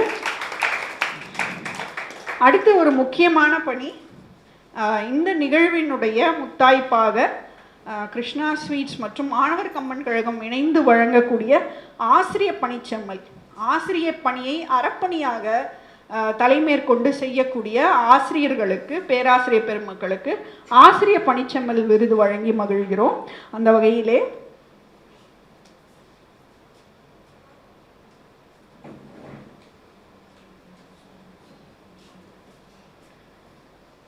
மாணவர் கம்பன் கழகம் ஸ்ரீ கிருஷ்ணா ஸ்வீட்ஸ் ஆசிரியர் பணிச்செம்மல் விருது முனைவர் ப. ஜெயகணேஷ் அவர்கள், இணை பேராசிரியர், தமிழ்துறை தலைவர், அறிவியல் மற்றும் கலையியல் புலம், SRM அறிவியல் மற்றும் தொழில்நுட்ப கல்வி நிறுவனம், காட்டாங்குளத்தூர். அதை தவிர அவர் தமிழ் பேராயத்தினுடைய செயலராகவும் இருக்கக்கூடியவர். எண்ணம் அழகானால் எல்லாம் அழகாகும் என்ற வரிகளுக்கு வாழ்வியல் உதாரணம் முனைவர் ப. ஜெயகணேஷ் அவர்கள். அவருடைய புனைப்பெயர் இளமாறன். ஆய்வுலகம், கல்வியுலகம், கலையுலகம் என பலதரப்பட்ட தளங்களில் களமாடுபவர், அதில் வெற்றியும் செய்து இருப்பவர். சோர்வரியா இவர் தம் பேராசிரியர் பணியை பாராட்டி ஆசிரியர் பணிச்செம்மல் விருது வழங்கி மகிழ்கின்றன ஸ்ரீ கிருஷ்ணா ஸ்வீட்ஸ் மற்றும் மாணவர் கம்பன் கழகம். இப்போ நான் ஆசிரியர் பணிச்செம்மல் சொல்லி அவர் பெயர் சொல்லுவேன். எப்பயுமே ஒரு விருது கொடுத்தா என்ன முறைமைன்னு எங்களுக்கு வந்து சிலம்பொலி செல்லப்பன் ஐயா ஒரு முறை சொல்லி கொடுத்தாரு. விருது கொடுத்தா அவர்களை வாழ்த்த வேண்டும். நான் அவருடைய பெயர் சொல்லுவேன், நீங்கள் வாழ்க வாழ்கன்னு சொல்லணும். ஆசிரியர் பணிச்செம்மல் முனைவர் பா ஜெயகணேஷ். ஆசிரியர் பணிச்செம்மல் முனைவர் பா ஜெயகணேஷ். இந்த விருதினை வழங்குமாறு எங்களுடைய நிறுவனர் மற்றும் புரவலர் ஐயா திரு வைதாரா மூர்த்தி அவர்களை கேட்டுக்கொள்கிறேன்.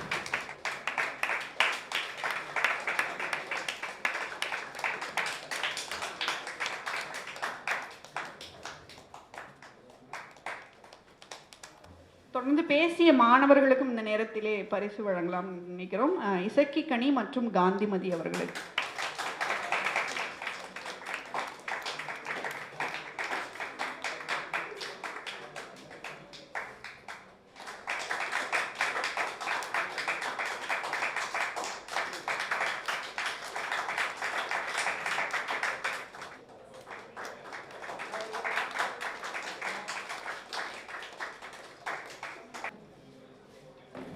தொடர்ந்து வாழ்த்துரை வழங்குவதற்கு வருபவர் அவர்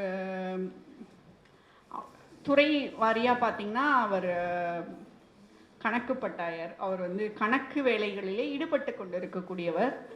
ஆனால் அவர் செய்யும் தொழிலிலே கணக்கு இருந்தாலும் அவர் உலக்கணக்காக எப்பொழுதும் வந்து இலக்கியத்தை வைத்து கொண்டிருக்கிறார். நாள்தோறும் 4000 இன்னும் சொல்லப்போனால் சங்க இலக்கியங்கள் ஒவ்வொன்றாக எடுத்து அகநானூறு, புறநானூறு, இன்னா 40 இப்படி ஒவ்வொரு நாளும் ஒவ்வொரு இலக்கியத்தை அவர் நுகர்ந்து அதன் அனுபவங்களை வலைக்காட்சியின் வாயிலாக நமக்கு வழங்கி கொண்டிருக்கக்கூடியவர். நாங்கள் அன்போடு 4000 நாவலர் என்று அழைக்கக்கூடியவர். எங்களை எல்லாம் செயல்படுவதற்கு ஊக்கியாக இருக்கக்கூடிய எங்களுடைய நிறுவனர் புரவலர்கள் ஐயா திரு வைதாரா மூர்த்தி மற்றும் திரு என்ஆர் வெங்கடேஸ்வரன் அவர்களால் இன்றைய தினம் வர முடியவில்லை. திரு வைதாரா மூர்த்தி அவர்களை வாழ்த்துரை வழங்க வருமாறு அன்போடு அழைக்கிறேன்.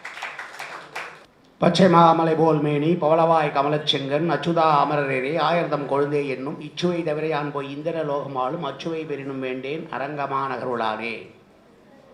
ஏற்கனவே நம்ம மஞ்சுளா மேடம் சொல்லிட்டாங்க, அநாத ரட்சகான்னு சொல்லி சொன்ன உடனே நாங்கள் அந்த துறை தலைவருடைய அலுவலகத்தில் போய் உட்கார போனோம்.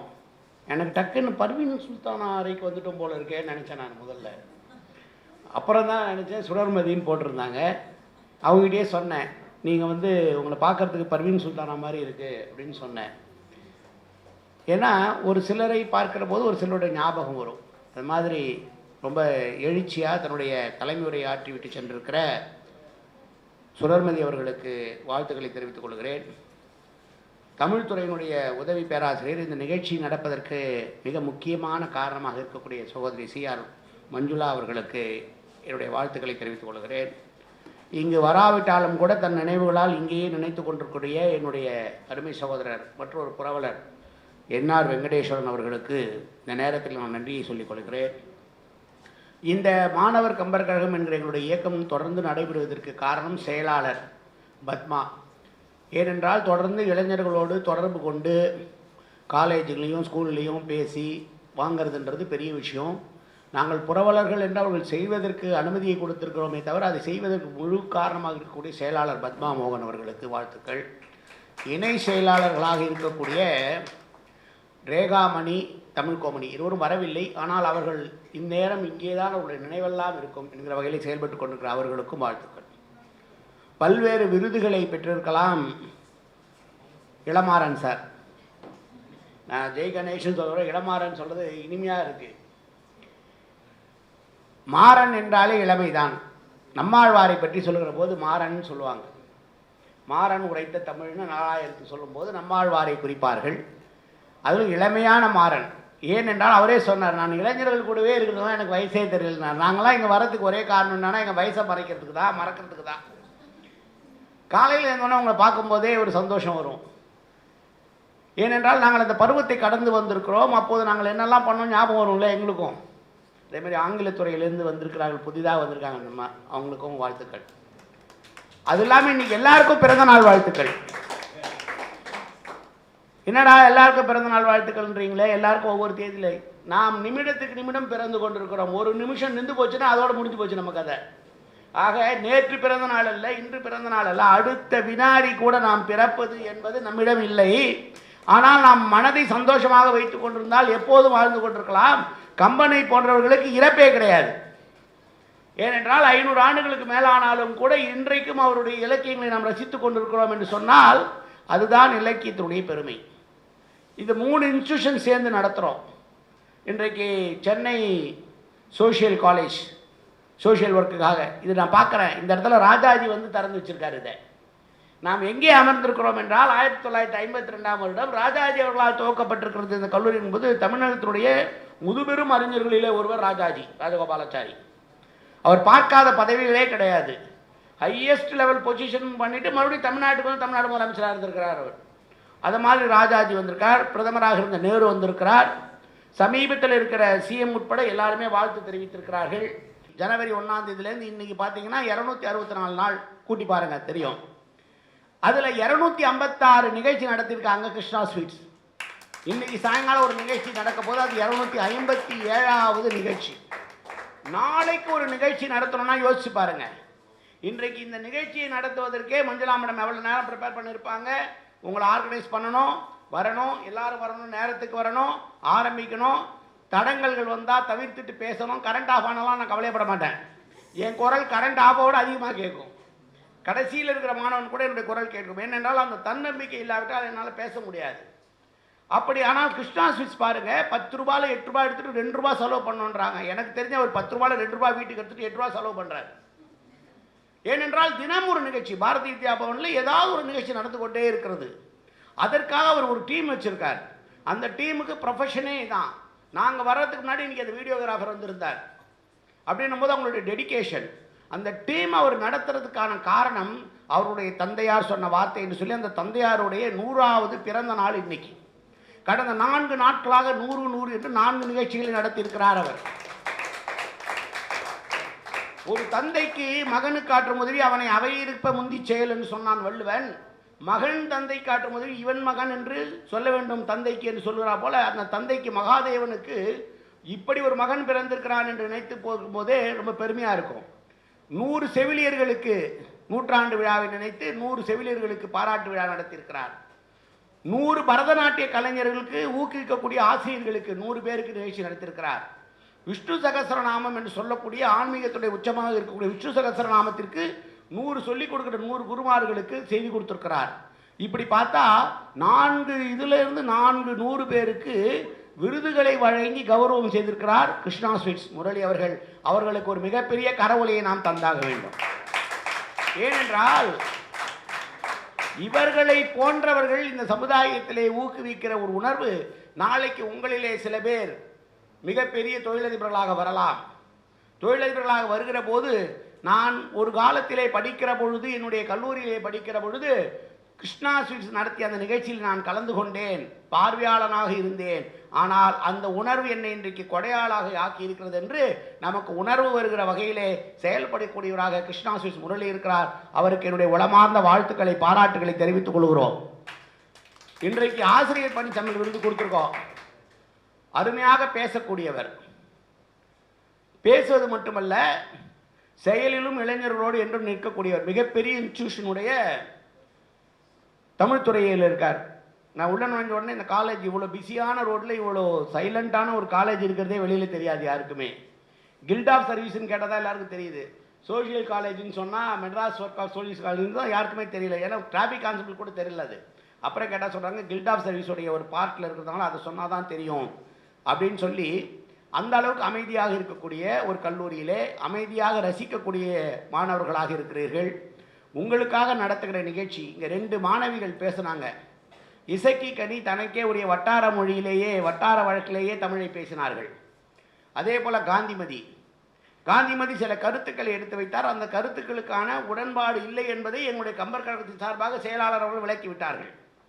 ஏனென்றால் பெயர்களை சொல்லுகிற போது கூட இசக்கி கனி சொல்லுகிற போது தசரதன் என்றே சொல்லிவிட்டார், பரதன் என்று சொல்வதற்கு பதிலாக. இது என்ன பெரிய குற்றமானு கேட்கக்கூடாது. திருத்த வேண்டியதை அந்த நேரத்திலேயே திருத்தி விட வேண்டும். இல்லை என்றால் எங்களுக்கும் அது தெரியல என்ற மாதிரி ஆகிடும். ஆசிரியர்கள் தவறு செய்யக்கூடாது. மாணவர்கள் ஆசிரியர்களும் தவறு செய்தால் மாணவர்கள் சுட்டி காட்ட முடியும். ஆனால் அது தவறு அல்ல, கவன பிசகு இருக்கிறது. அந்த கவன பிசகு ஒரு பேச்சாளருக்கு சில சங்கடங்களை உருவாக்கிவிடும். அப்படி இருக்கக்கூடாது. அதே போல் நாங்கள் எதிர்பார்த்தது ஒன்று, செய்யுள்கள் சிலத்தை நீங்கள் கம்பராமாயணத்தினுடைய பாடல் வரிகளை சிலவற்றை நீங்கள் சொல்லியிருந்தால் இன்னும் நன்றாக இருந்திருக்கும். ஆனால் நீங்கள் முதலிலே அது கஷ்டமாக தான் தெரியும் மனனம் பண்ணுறதுக்கு. ஆனால் அது பண்ண ஆரம்பிச்சிங்கன்னு சொன்னால் நீங்கள் எந்த இலக்கியத்தை வேண்டுமானாலும் நீங்கள் ருசிக்க தயாராகி விடுவீர்கள். அந்த வகையிலே பேசிய இரு மாணவிகளுக்கும் 50% இடஒதுக்கீடு தான் மாணவிகள் கேட்குறாங்க. இந்த கல்லூரியில் 100% பேச்சாளர்களுக்கு உரிமையாக மாணவிகளுக்கே கொடுத்துட்டீங்க. ஒரு 2 மாணவர்கள் பேசியிருக்கலாம். ஒருவேளை மாணவர்கள் பேச விரும்பவில்லையா என்று தெரியவில்லை, இல்லை தயாராக இல்லையா என்று தெரியவில்லை. மாணவர்கள் தயாராகுங்கள். இன்றைக்கு இந்த தந்தையர் தினத்தை பற்றி சொல்லுகிற பொழுது நாங்கள் சொன்னது என்னவென்றால், முரளி சார்கிட்ட சொல்லும்போது நிகழ்ச்சி நடத்தும் போது ராமாயணம் காற்ற தந்தைகள் தசரதனை பற்றி ஏற்கனவே சொன்னாங்க. தசரதன் நினைக்கிறான் தான் வாக்கு கொடுத்து விட்டோம். ராமா கிட்ட சொல்கிறான், நீ வேணா என்னை அரெஸ்ட் பண்ணி ஜெயிலில் வச்சுரு, நீ முடியேற்றிக்கோன்னு சொல்கிறான். நான் தவற மாட்டேன் வாக்கு, நீ தவறு என்று ராமனை பார்த்து அப்பாவாக தசரதன் சொல்கிற போது கூட, நீங்களே வாக்கு தவறாத போது நான் தவற முடியுமா, நான் தவற மாட்டேன் என்று காட்டுக்கு போனான் ராமன் என்பது ராமாயணம். ஆனால் ஒவ்வொரு மனிதனுடைய வாழ்க்கையிலும் தாய்க்கு எவ்வளவு பங்கு இருக்கிறதோ அதை காட்டிலும் அன்பை வெளிப்படுத்தாமல் இறுக்கமாக இருப்பது போல வைத்து கொண்டு ஒரு தந்தை செய்கிற சாதனைகள் என்பது அந்த மகனுடைய மகளுடைய வாழ்க்கையிலே மிகப்பெரிய ஒரு விஷயம். எனவே தந்தையர்களை போற்ற வேண்டும் என்று சொல்லுகிற பொழுதே ராமாயணம் நினைவுக்கு வர வேண்டும் என்பதனால் இன்றைக்கு கம்பர் காட்டும் தந்தையர் என்ற தலைப்பிலே நம்முடைய பேராசிரியர் அவர்கள் இளமாறன் அவர்கள் வந்திருக்கிறார்கள். ஜெயகணேஷ் என்கிற இளமாறன் வந்திருக்கிறார்கள். அவருடைய நல்லுரையை கேட்க நானும் ஆவலாக இருக்கிறேன். அனைவருக்கும் வாழ்த்துக்கள், அனைவருக்கும் வாழ்த்துக்கள். நன்றி, வணக்கம். நிகழ்ச்சியை ஒருங்கிணைக்க எங்களுக்கு உதவிய சென்னை சமூக பணி கல்லூரியினுடைய முத்தமிழ் பேரவைக்கு மாணவர் கம்பன் கழகத்தின் சார்பிலே சிறப்பு செய்ய விழைகிறோம். அந்த சிறப்பை அதனுடைய சார்பாக முனைவர் CR மஞ்சுளா அவர்களை பெற்றுக்கொள்ள வேண்டுமாய் கேட்டுக்கொள்கிறோம்.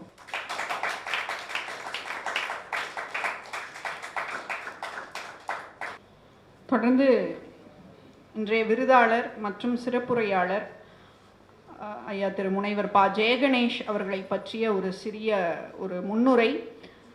தமிழ் ஆய்வுக்களத்தில் அனைவராலும் நன்கறியப்பட்டவர். தமிழ் இலக்கணம், பதிப்பு, அகராதி, உரை தொடர்பாக 7 ஆய்வு நூல்களை வெளியிட்டிருக்கக்கூடியவர். யாப்பிலக்கண உரை வரலாறு என்னும் இவருடைய நூல் இக்களத்தில் ஆய்வுக்களத்தில் சிறந்த நூலாக பல அறிஞர்களாலும் பாராட்டப்பட்டுள்ளது. இந்த நூலிற்காக அவர் 2015ஆம் ஆண்டு மேனாள் குடியரசுத் தலைவர் பிரணாப் முகர்ஜி அவர்களுடைய கைகளால் நெய்வேலியில் நடந்த அவர் விருது பெற்றுள்ளார். அதே போல் நெய்வேலி புத்தக கண்காட்சியில் விருது பெற்றுள்ளார். தமிழ் பேராயத்தினுடைய இளம் ஆய்வறிஞர் விருதை பெற்றிருக்கிறார். ரோட்டரி சங்க விருதை பெற்றிருக்கிறார். குறள்நெறி காவலர் மற்றும் தமிழக முதலமைச்சர் அவர் வழங்கக்கூடிய சாதனையாளர் விருது என பல விருதுகளை பெற்றிருக்கக்கூடியவர். செம்மொழி தமிழ் ஆய்வு மத்திய நிறுவனம் வெளியிட்ட 46 நூல்களுக்கான பிரெயில் திட்டத்திலே புறவல்லுநராக செயல்பட்டு வந்திருக்கக்கூடியவர். 2023ஆம் ஆண்டு பாரத பிரதமர் நரேந்திர மோடி அவர்களால் இத்தொகுதிகள் வெளியிடப்பட்டது என்பது குறிப்பிடத்தக்கது. இவருடைய பல ஆய்வு கட்டுரைகள் தரமான ஆய்வு இதழ்களில் வெளியாகி இருக்கிறது. இவர் பார்த்திங்கன்னா வல்லமை, சான்லாக்ஸ், தமிழ் இலக்கியம் மற்றும் பண்பாட்டு ஆய்விதழ், தமிழ் தடம், பல ஆய்வு இதழ்களினுடைய ஆசிரியர் குழுவிலே முக்கிய பங்கு வகிக்கக்கூடியவராக இருக்கிறார். செம்மொழி தமிழாய்வு மத்திய நிறுவனத்தினுடைய உலக தமிழ் ஆராய்ச்சி நிறுவனம், தஞ்சை தமிழ் பல்கலைக்கழகம், சாகித்ய அகாதமி போன்ற பல முன்னணி நிறுவனங்களோடு இணைந்து செயல்படக்கூடியவராக இருக்கக்கூடியவர். அது மட்டும் இல்லாமல் 2023ஆம் ஆண்டு சிங்கப்பூர் கல்வி அமைச்சகம் ஒருங்கிணைத்த ஒருநாள் பயிலரங்கத்தில் அங்குள்ள பாடத்திட்ட குழுவிற்கு இவர் உரை வழங்கியுள்ளார். 2016ஆம் ஆண்டு தமிழாசிரியர் பயிற்சிக்காக சுவிட்சர்லாந்திற்கும் 2019ஆம் ஆண்டு பன்னாட்டு திருக்குறள் மாநாட்டிற்காக ஆஸ்திரேலியாவில் உள்ள சிட்னிக்கும் சென்று தன்னுடைய சிந்தனைகளை வழங்கி இருக்கக்கூடியவர் இளமாறன் ஐயா அவர்கள். அவர் இப்பொழுது என்கிட்ட சொல்லிகிட்டு இருந்தார், திருக்குறளை உடல் மொழியில் வெளிப்படுத்தக்கூடிய ஒரு திட்டத்தை நம்முடைய மத்திய ஆய்வு, அதாவது செம்மொழி ஆய்வு மத்திய நிறுவனம் வந்து நடத்தி கொண்டு வருகிறது. அதை கூடிய விரைவில் நம்முடைய பாரத பிரதமர் அவருடைய துணையுடன் அதை வெளியிட இருக்கிறார்கள். இப்படிப்பட்ட பல முத்தாய்ப்பான செய்கைகளுக்கு, முன்னணி விஷயங்களுக்கு தன்னுடைய பங்களிப்பை வழங்கி கொண்டிருக்கக்கூடிய முன்னணி பேச்சாளர்.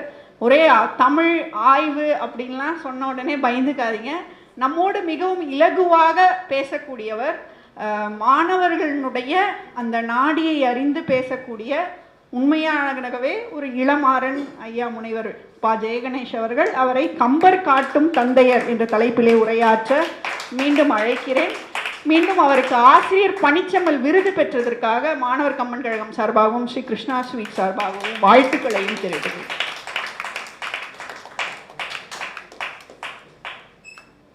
தேடி சோறுநிதம் தின்று பல சின்னஞ்சிறுகதைகள் பேசி மனம் வாடி துன்பம் மிக உழன்று பிறர் வாட பல செயல்கள் செய்து நரை கூடி கிழப்பருவமெய்தி கொடும் கூற்றுக்கு இறையென பின் மாயும் நம்ம கடைசியடி 2 அடி பல வேடிக்கை மனிதர்களைப் போலே நான் வீழ்வேன் என்று நினைத்தாயோ என்றார் மகாகவி பாரதி.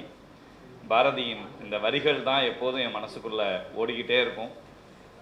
நம்ம வாழ்க்கையில் நம்ம ஏதாவது சில தடங்களை இங்கே விட்டுட்டு போனோம் அப்படின்றதுக்கு ஒரு உந்துதலாக நான் பாரதியை எப்பயுமே நான் மனசில் நினச்சிக்குவேன். அந்த அடிப்படையில் ஸ்ரீ கிருஷ்ணா ஸ்வீட்ஸ் ரொம்ப முக்கியம். பாருங்களேன், எத்தனையோ உணவகங்கள் இருக்குது, இனிப்பகங்கள் இருக்குது. ஆனால் அவங்களால இந்த சமூகத்துக்கு ஏதாவது நல்ல விஷயங்கள் செய்ய முடியுமா அப்படின்னு எவ்வளோ பேர் யோசிச்சா எவ்வளோ நல்லாயிருக்கும்.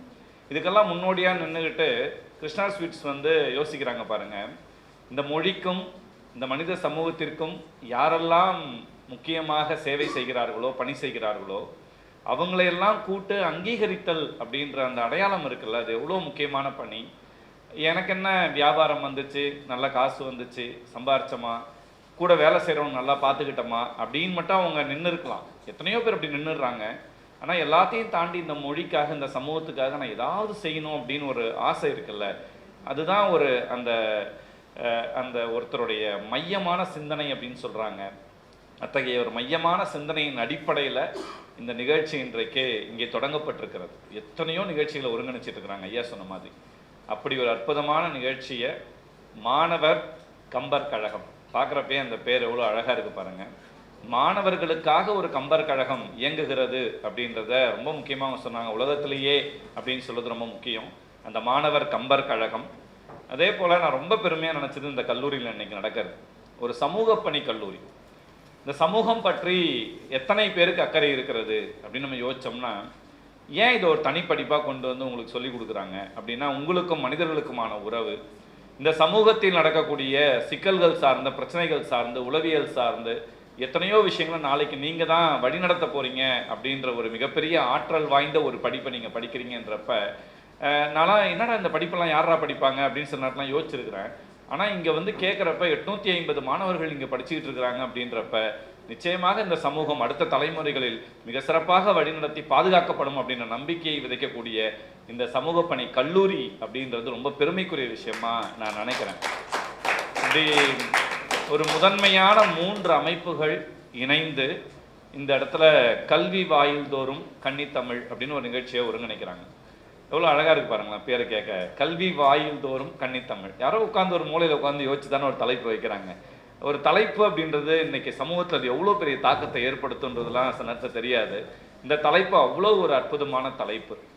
இதை வந்து நடத்துறதுக்கு இப்போ நீங்கள் வந்து கிருஷ்ணா ஸ்வீட்ஸ் முரளி ஐயாவை சொல்கிறாங்க. இங்கே புரவலர்களாக இருக்கக்கூடிய திரு வைத்தா ராமூர்த்தி ஐயா அவர்கள் ரொம்ப முக்கியம். ஒரு புரவலர் அப்படின்றது சாதாரண விஷயம் இல்லை. இந்த தமிழ் நீண்ட காலமாக வாழ்கிறது என்றால் அது யாரால் அப்படின்னா அது புரவலர்களால் அப்படின்னு சொல்கிறாங்க. வந்து அதியமான் புரவலர், ஔவை புலவர், பாரி புரவலர், கபிலர் புலவர், கோப்பெருஞ்சோழன் புரவலர் புலவர், 2 தகுதியும் அவர்கிட்ட இருக்கு. அவர்கிட்ட இருந்த பிசிராந்தையார் அவர் புலவர், நட்பு பார்க்காமலே இருக்கக்கூடிய நட்பு. எத்தனை நூற்றாண்டுகளாக 4ஆம் தமிழ்ச்சங்கம் உருவாக்கிய மிகப்பெரிய முக்கியமான அந்த ஆளுமையாக இருக்கக்கூடியவர் பாண்டித்துரை தேவர் அவர்கள் புலவரர். எத்தனை பேர் அவர் புலவர்கள், எத்தனை புலவர்களை அவர் பாதுகாத்திருக்கிறார், வளர்த்திருக்கிறார். யோசிச்சு பாருங்க மாணவர்களே. காலம் காலமாக இந்த மொழியை பாதுகாக்கக்கூடியது பங்கு புரவலர்களுக்கு எப்போதும் உண்டு. அப்படித்தான் நான் கிருஷ்ணா ஸ்வீட்ஸையும் பார்க்குறேன். அப்படித்தான் நம்ம இந்த நிகழ்ச்சிக்கான மாணவர் கம்பர் கழகத்தின் நிகழ்ச்சிக்காக வைத்தா மூர்த்தி ஐயா அவர்களையும் என்ஆர் வெங்கடேஸ்வரன் ஐயா அவர்களையும் நான் மிக மதிப்போடு நான் பார்க்கிறேன். அவங்க 2 பேரையுமே உண்மையிலுமே இந்த நேரத்தில் வணங்குறோம். நிகழ்ச்சி ஒருங்கிணைப்பு செய்யறதுலாம் ரொம்ப சாதாரண விஷயம் இல்லை. ஒரு கல்லூரி பேராசிரியராக எனக்கு பல நிலைகள் அது தெரியும். அதை முன்னெடுக்கிறதுன்றது, மாணவர்களை ஒருங்கிணைக்கிறது, கொண்டு வந்து ஒரு அரங்குக்குள்ளே உட்கார வைக்கிறது அப்படின்லாம் பெரிய விஷயம். இந்த நிகழ்ச்சியை முதல்ல இந்த மாணவர் கம்பன் கழகம் வழியாக அவங்க இங்கே ஒரு கோரிக்கை வச்சுருப்பாங்க கல்லூரிக்கு வந்து. அந்த கோரிக்கையை ரொம்ப நுட்பமாக வச்சதில் இதோடைய செயலர் திருமதி பத்மா மோகன் அவர்கள். உண்மையிலுமே அந்த செயலர் அப்படின்னா 2 விஷயம் இருக்குது. செயல்படாத செயலர், செயல்படக்கூடிய செயலர்னு 2 விஷயம் இருக்கும். எப்போதும் செயல்படக்கூடிய செயலராக இருப்பது ரொம்ப ரொம்ப பயங்கரம். நான் தமிழ் பேராயத்துடைய செயலராக இருக்கிறேன், அதே பட்டம் எனக்கு இருக்குது. அதனால் நான் சொல்கிறேன், உண்மையிலுமே எப்போதும் தன்னை துருதுருப்புடன் சுறுசுறுப்புடன் வச்சுக்கிட்டு வேலை செஞ்சுக்கிட்டே இருக்கிறாங்க. அவங்க துறை வேறு துறை, ஆனால் பாருங்களேன் இந்த தமிழ் மேலே எவ்வளோ அக்கறையோடு இருந்ததுக்காக வேலை பார்க்குறாங்கன்றதுலாம் எவ்வளோ பெரிய ஆச்சரியம். அப்படிப்பட்ட பத்மா மோகன் அவர்களுக்கும் இந்த நேரத்தில் என்னுடைய நெஞ்சார்ந்த வணக்கத்தையும் நன்றியையும் தெரிவித்துக் கொள்கிறேன். இங்கே இந்த கூட்டத்தில் தவிர்க்க முடியாத காரணங்களால் வரக்கூடிய சூழல் இல்லாத திருமதி ரேகாமணி அவர்களுக்கும் நிகழ்ச்சி நெறியாள்கை செய்ய இருந்த திரு கோ மணி ஐயா அவர்களையும் நான் வரவேற்று மகிழ்கிறேன். உண்மையிலுமே எனக்கு மஞ்சுளா மேடம் வந்து ரொம்ப எனக்கு அவங்களுடைய பேச்சு நான் ரொம்ப ஆச்சரியமாக அசந்து கேட்பேன். அவங்க சொன்னாங்கல்ல பத்மா மோகன் அம்மா சொன்ன மாதிரி அவங்க பேச்சுக்குள்ளே அது ஒரு அப்படியே பூந்து விளாடுவாங்க. அது நான்லாம் ரொம்ப ரொம்ப பின்னாடி நான்லாம் அந்த மாதிரி எனக்கு மேடையிலன்னு வந்து நின்னாலே உங்கள் காலகட்டத்தில் இந்த புள்ளெல்லாம் அவ்வளோ அழகாக பேசுனாங்க, இசைக்குமணி அவ்வளோ அழகாக பேசுகிறாங்க. எனக்கெல்லாம் கால்லாம் நடுங்கும் தடன்னு. ஏதாவது மேடை நிகழ்ச்சி நீங்கள் கல்லூரியில் சொல்லிட்டாலே அன்றைக்கி பார்த்து எனக்கு வயிறு வலிக்கும், அன்றைக்கி பார்த்து எனக்கு உடல் நடுங்கும். இப்படியெல்லாம் மேடையை பார்த்து அலர்ன காலம் உண்டு கல்லூரி படிக்கிற காலத்தில். ஆனால் அதுதான் என்னுடைய வாழ்க்கையாவது போகுதுன்றது எனக்கு எப்பயுமே தெரியாது. ஆனால் அது வாழ்க்கையாக மாறி இன்னைக்கு வந்து நான் இன்னைக்கு எத்தனையோ மேடைகளில் போய் நின்று பேசுகிறோம். ஆனால் அவங்களாம் பார்க்குறப்ப நானும் அவங்களாம் ஒரு தொலைக்காட்சி நிகழ்ச்சியில் தான் பொதிகையில் தான் முறையாக நானும் அவங்களும் அறிமுகமான ஒரு சங்க இலக்கியத்தை பேசக்கூடிய வாய்ப்பு மஞ்சுளா அம்மா அவர்களோடு நல்ல நிகழ்ச்சியாக அமைஞ்சது. அது இன்றைக்கி எங்களுக்கு அந்த ஃபேஸ்புக்கில் நமக்கு மெமரின்னு ஒன்று இருக்கிறது எவ்வளோ முக்கியமான விஷயம் தெரியுங்களா? மனுஷனே மெமரியில் தான் வாழறான். நினைவகம் அப்படி ஒன்று இல்லைன்னா அவ்வளோதான் மனுஷன் வந்து அந்த நினைவகத்தை போய் அந்த ஃபோட்டோ அந்த புகைப்படத்தை காமிக்கிறப்பெல்லாம் அவங்கள பார்க்குறப்பயே அந்த அந்த நினைவுகள் வந்துடும். ஆனால் ஒரு எவ்வளோ பெரிய பேச்சாளர் அப்படின்ற மாதிரிலாம் எனக்கு தொடர்ந்து இயங்குறாங்க. ஆச்சரியம் பாருங்கள், இந்த சமூகத்தில் ஆண்கள் இயங்குவதற்கும் பெண்கள் தொடர்ச்சியாக இயங்குவதற்கும் வித்தியாசம் இருக்குது. ஏன்னா அம்மா போய் சோறு போடுமான்னு பையன் போய் கேட்டால் சோறு போட்டுருவாங்க. பொண்ணும் போய் கேட்கலாம், ஓரளவுக்கு தான் கேட்க முடியும். ஒரு குறிப்பிட்ட காலத்துக்கு பிறகு அம்மா போய் சோறு போடுமான்னு எந்த பக்கம் திரும்பினாலும் இருக்க மாட்டாங்க. அப்போ அந்த வேலைகள்லாம் செஞ்சுக்கிட்டே அந்த பிள்ளைகளை பாதுகாத்துக்கிட்டு அந்த குடும்ப சுமைகளை தூக்கி சுமந்துக்கிட்டு எல்லா நிலைகள்லையும் அந்த அம்மாக்கள் படுகிற பாடு என்பது பயங்கரமான விஷயம். இதில் இடையில படிக்கணும், இதுக்கு இடையில எழுதணும், இதுக்கு இடையில பேச போகிறப்ப தயார் பண்ணின்னு போகணும், இத்தனை சாதனைகளையும் நிகழ்த்திட்டு ரொம்ப சாதாரணமாக உட்காந்துருக்குறாங்க இவங்கெல்லாம் வந்து. அதில் மஞ்சுளா மேடமும் ரொம்ப முக்கியமான ஒரு ஆளுமை, ஒரு தமிழ் ஆளுமை. இந்த அரங்கில், இந்த கல்லூரியில், இந்த இடத்துல இப்படிப்பட்டவங்களோட எனக்கு கொடுக்கப்பட்ட இந்த ஆசிரிய செம்மல் விருது என்பதை நான் மிகவும் பெருமையோடும் மதிப்போடும் கருதுகிறேன். நிச்சயமாக இந்த இடத்துல அவங்க அத்தனை பேருக்கும் நான் நன்றி சொல்கிறேன். வந்து சுடர்மதி அம்மா அவங்களுமே ரொம்ப ஒரு முக்கியமான தலைமையாக இருந்து இன்னைக்கு இந்த நிகழ்ச்சியை அழகாக ஒருங்கிணைச்சு கொடுத்துருக்குறாங்க. இருக்கிறதுலே ரொம்ப சவாலான விஷயம் தெரியுங்களா? ஒரு பேச்சாளர் வரும்போது 2 விஷயம். முன்னாடியே எல்லாத்தையும் பேசி பயங்கரமாக முடிச்சிருவாங்க ஒன்று. 2வது என்னென்னா, இவர் இப்படி பேசுவார் அப்படி பேசுவார்னு சொன்ன உடனே உங்களுக்குலாம் ஒரு எதிர்பார்ப்பு வரும்ல. அப்போ தான் எனக்கு அடியிலேருந்து கப்புன்னு இருக்கும். ஐயோ இந்த சொல்லுவாங்க ஓவராக பில்டப் பண்ணுவோம் அப்படின்ட்டு. அதை தக்க வைக்கிறதுக்கு நான் அங்கேருந்து ரொம்ப நேரமாக யோசிக்கிறேன், என்னென்னமோ சொல்கிறாங்க, சரி போவோம் அப்படின்னுட்டு. ரொம்ப நல்ல தலைப்பு எனக்கு கொடுக்கப்பட்டிருக்கு, கம்பர் காட்டும் தந்தையர். ரொம்ப முக்கியமான விஷயம் என்னென்னா, இந்த விருதுகள் எதுக்கு விருதெல்லாம் கொடுக்குறாங்க அப்படின்னு கேட்கலாம். நான் வந்து தமிழ் படித்தவன். எங்கள் குடும்பத்தில் அன்றைக்கு இருந்த காலத்தில் என் கண்ணுக்கு முன்னாடி இருந்த ஒரே வாய்ப்பு தமிழ் படிக்கக்கூடிய வாய்ப்பு தான். எனக்கு வேறு வாய்ப்பே இல்லை. ஏன்னா எங்கள் வீட்டிலேருந்து 10 அடியில் இருந்த ஒரே கல்லூரி மயிலம் தமிழ் கல்லூரி. வெளியில் போய் படிக்கணும்னா எங்கள் வீட்டில் பொருளாதார வசதி இல்லை. அந்த காலகட்டத்துடைய சூழல் 30 ரூபா பேருந்துக்கு கொடுக்கறதுக்கு எங்கள் அம்மாவால் முடியாத ஒரு சூழலில் நான் வந்து தமிழ் தான் படிக்கணும் அப்படின்ற சூழலுக்கு தள்ளப்பட்ட போது உள்ளே போய் படிக்க போனேன். ஆனால் உண்மையாலுமே இந்த தமிழ் என்னை வாரி அணைத்து கொண்டது அப்படின்னு சொல்கிறாங்க. தமிழ் தாய் என்னை வாரி அணைத்து கொண்டாள் அப்படின்னுவாங்கள்ல, அந்த மாதிரி என்னை வாரி அணைத்து கொண்டாங்க. நான் சாப்பிட்ற ஒவ்வொரு சோற்று பருக்கையிலையும் என் தமிழ் வாசம் தான் எனக்கு வீசிக்கிட்டு இருக்கு. ஏன்னா அவங்க தான் எனக்கு சோறு போடுது, அந்த அம்மா தான் எனக்கு சோறு போடுது, தமிழ் அம்மா. அந்த அவ்வளோ முக்கியமானதான் அந்த தமிழை நான் வந்து என் வாழ்க்கையில் பார்த்துக்கிட்டேன். இப்போ எனக்கு வந்து இத்தனை விருதுகளை வாரி கொடுத்துருக்குது. எத்தனையோ பேர் தொட முடியாத அந்த குடியரசுத் தலைவர் மாளிகையை நான் போய் 2015 முத அந்த காலடி எடுத்து வச்ச போது அந்த அது சொல்லுவாங்கல்ல, அதுக்கு முன்னாடி தான் அப்துல் கலாம் ஐயா அங்கே தான் இருந்தாங்க, அந்த இடத்துல தான் இருந்தாங்க, நம்ம ஊரில் இருந்திருந்தாங்க. ராதாகிருஷ்ணன் ஐயா அதே மாளிகையில் தான் இருந்தாங்க. எத்தனை பேரை அந்த இடம் அங்கே ஒரு உயர்ந்த குடிமகனா அந்த குடிமகன்கிட்ட போய் ஒரு விருதை கையில் ஏந்துறப்ப என் உற்றார் உறவினர்கள் எத்தனையோ பேர், என் சுற்றுப்பத்தில் எத்தனையோ பேருக்கு கிடைக்காத ஒரு அரிய வாய்ப்பை நான் வாங்கலை. அந்த தமிழ் என்னை கூட்டு போய் வாங்க வச்சது, இந்தாப்பா தம்பி உனக்கு ஒரு விருது கொடுக்குறோம்ப்பா அப்படின்னு சொல்லி வாங்க வச்சது, ஒரு தேசிய விருது பெற்ற, ஒரு குடியரசு விருது பெற்ற ஒரு வாய்ப்பை எனக்கு அளித்தது இந்த அன்னை தமிழ் அப்படின்னு ரொம்ப பெருமைப்படுவோம். வந்து அப்படிப்பட்ட விருதுகள் ஒவ்வொரு முறையும் எனக்கு கிடைத்து கொண்டே இருக்கிறப்ப இது எனக்கு 10வது விருதாக எனக்கு அமைந்திருக்கிறது. இந்த விருது நிச்சயமாக வந்து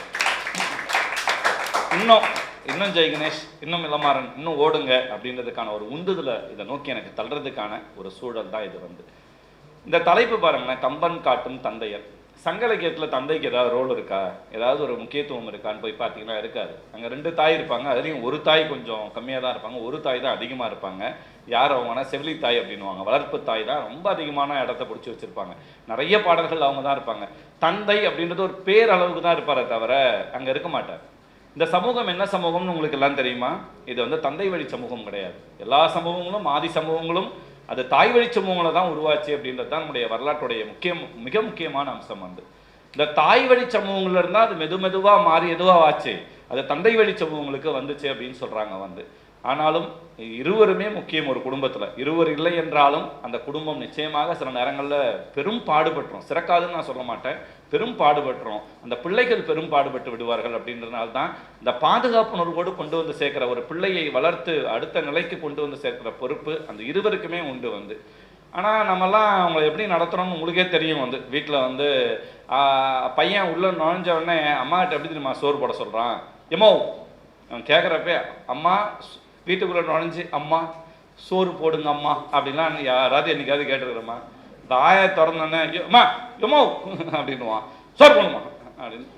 நமக்கு அப்பா அவங்க அம்மா அலறி அடிச்சு ஒரு இப்போ என்னடா ஆயிடுச்சு அப்படின்னா, எவ்வளோ வெயிலில் சுற்றிட்டு வரேன் சார், எங்கே போயிருப்பாருன்னா பக்கத்து தெருவில் முக்குட்டு சந்தில் போய் ஒரு கட்ட சவுத்தில் உட்காந்துட்டு பேசிட்டு வந்திருப்பார், வேற ஒன்றும் பெருசாக இல்லை. வந்துட்டு சோறு போடுமா அப்படின்றப்ப அந்த குரலில் இருக்கிற துணி இருக்கும்ல, பயங்கரமாக இருக்கும் கேட்குறப்ப. ஆனால் அந்த அம்மா பாருங்களேன், அவன் தானே இருறா மகனே வரேன் அப்படின்னும், இதோ வந்துட்டா தம்பி அப்படின்னும். யாரு இவன் எமோ அப்படின்னா, இதோ வந்துட்டா தம்பின்னு அந்த பாசத்தையும் பரியையும் காட்டி இருக்கிறத அந்த இது இருக்குல்ல, அன்பு இருக்குல்ல, அந்த சோத்தை அள்ளி போடுறப்ப அது அப்படியே வாரி வைக்கும். ஏமா கொட்டுற அப்படின்னுவான், அடுத்து ஏமா கொட்டுற அப்படின்னுவான். சாப்பிட்றா தம்பி, வெளில வெயிலில் போய் அலைஞ்சிட்டு வந்திருக்கிற பாவம் சாப்பிட்றா, பாசம் இருக்கு பாருங்களேன், பயங்கரம். இந்த அப்பா இருக்கிறார்ல, அவர் அப்பாவுக்கும் அந்த பசங்களுக்கும் 8ஆம் பொருத்தம்ன்ற கதை தான். என்னடா தம்பி அப்படின்னா என்ன அப்படின்னுவான். அது ஒரு தோளுக்கு மேலே வளர்ந்த பிறகு, என் பையன்லாம் தோளுக்கு மேலே வந்த பிறகு எப்படி அவனை நான் இது பண்ண போகிறேன்னே ஒரு பக்குன்னு இருக்கும்ல, அந்த பிரச்சனை இருக்குது.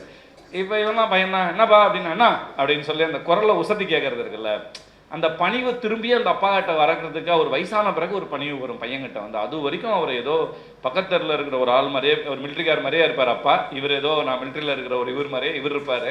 இப்படி தான் அந்த உறவு நீடிச்சுட்டே இருக்கும். ஒரு குறிப்பிட்ட குழந்தை பருவம் வரைக்கும் இருக்கிற பாசம் ஒரு கட்டத்துக்கு மேலே பசங்க விலக விலக விலக ஏதோ தாங்க விலகிட்டோமோன்ற ஒரு ஏக்கம் உங்கள் வீட்டில் அத்தனை பேருக்கும் அது தோணிக்கிட்டே இருக்கும். அதை எப்படின்னு சொல்லவே முடியாது. அப்பா மகள் உறவு வேற, அம்மா பையன் உறவு வேற. அந்த பாசம் அங்கே தான் கனெக்ட் ஆகும். ஏன்னா எங்கே போனாலும் எதுனாலும் அவங்க மேனேஜ் பண்ணிடுவாங்க, பார்த்துக்குவாங்க, பாசமாக இருப்பாங்கன்ற அடிப்படையில் இருக்கும். இப்போ இந்த தந்தைகள் குறித்து பார்க்கும்போது தமிழ் இலக்கிய மரபுகளில் கம்பன் எவ்வளவு முக்கியத்துவம் வாய்ந்தவரோ ஒரு காப்பியத்தை அவர் எழுதுகிற போது அந்த தந்தை கதாபாத்திரத்தை எப்படி கட்டமைக்கிறார்.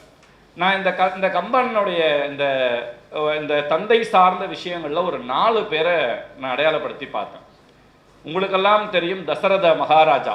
முதல்ல தசரத மகாராஜா, 2வது சீதையின் அப்பா ஜனகன், 2வது, 3வது தசரத மகாராஜாவின் தோழர் ஜடாயு, 4வது இந்திரஜித்தின் தந்தை ராவணன். 4 பேர், 4 அப்பா உள்ள வராங்க. ஒரு அப்பாவும் ஒரு விதமாக செயல்படுறாங்க.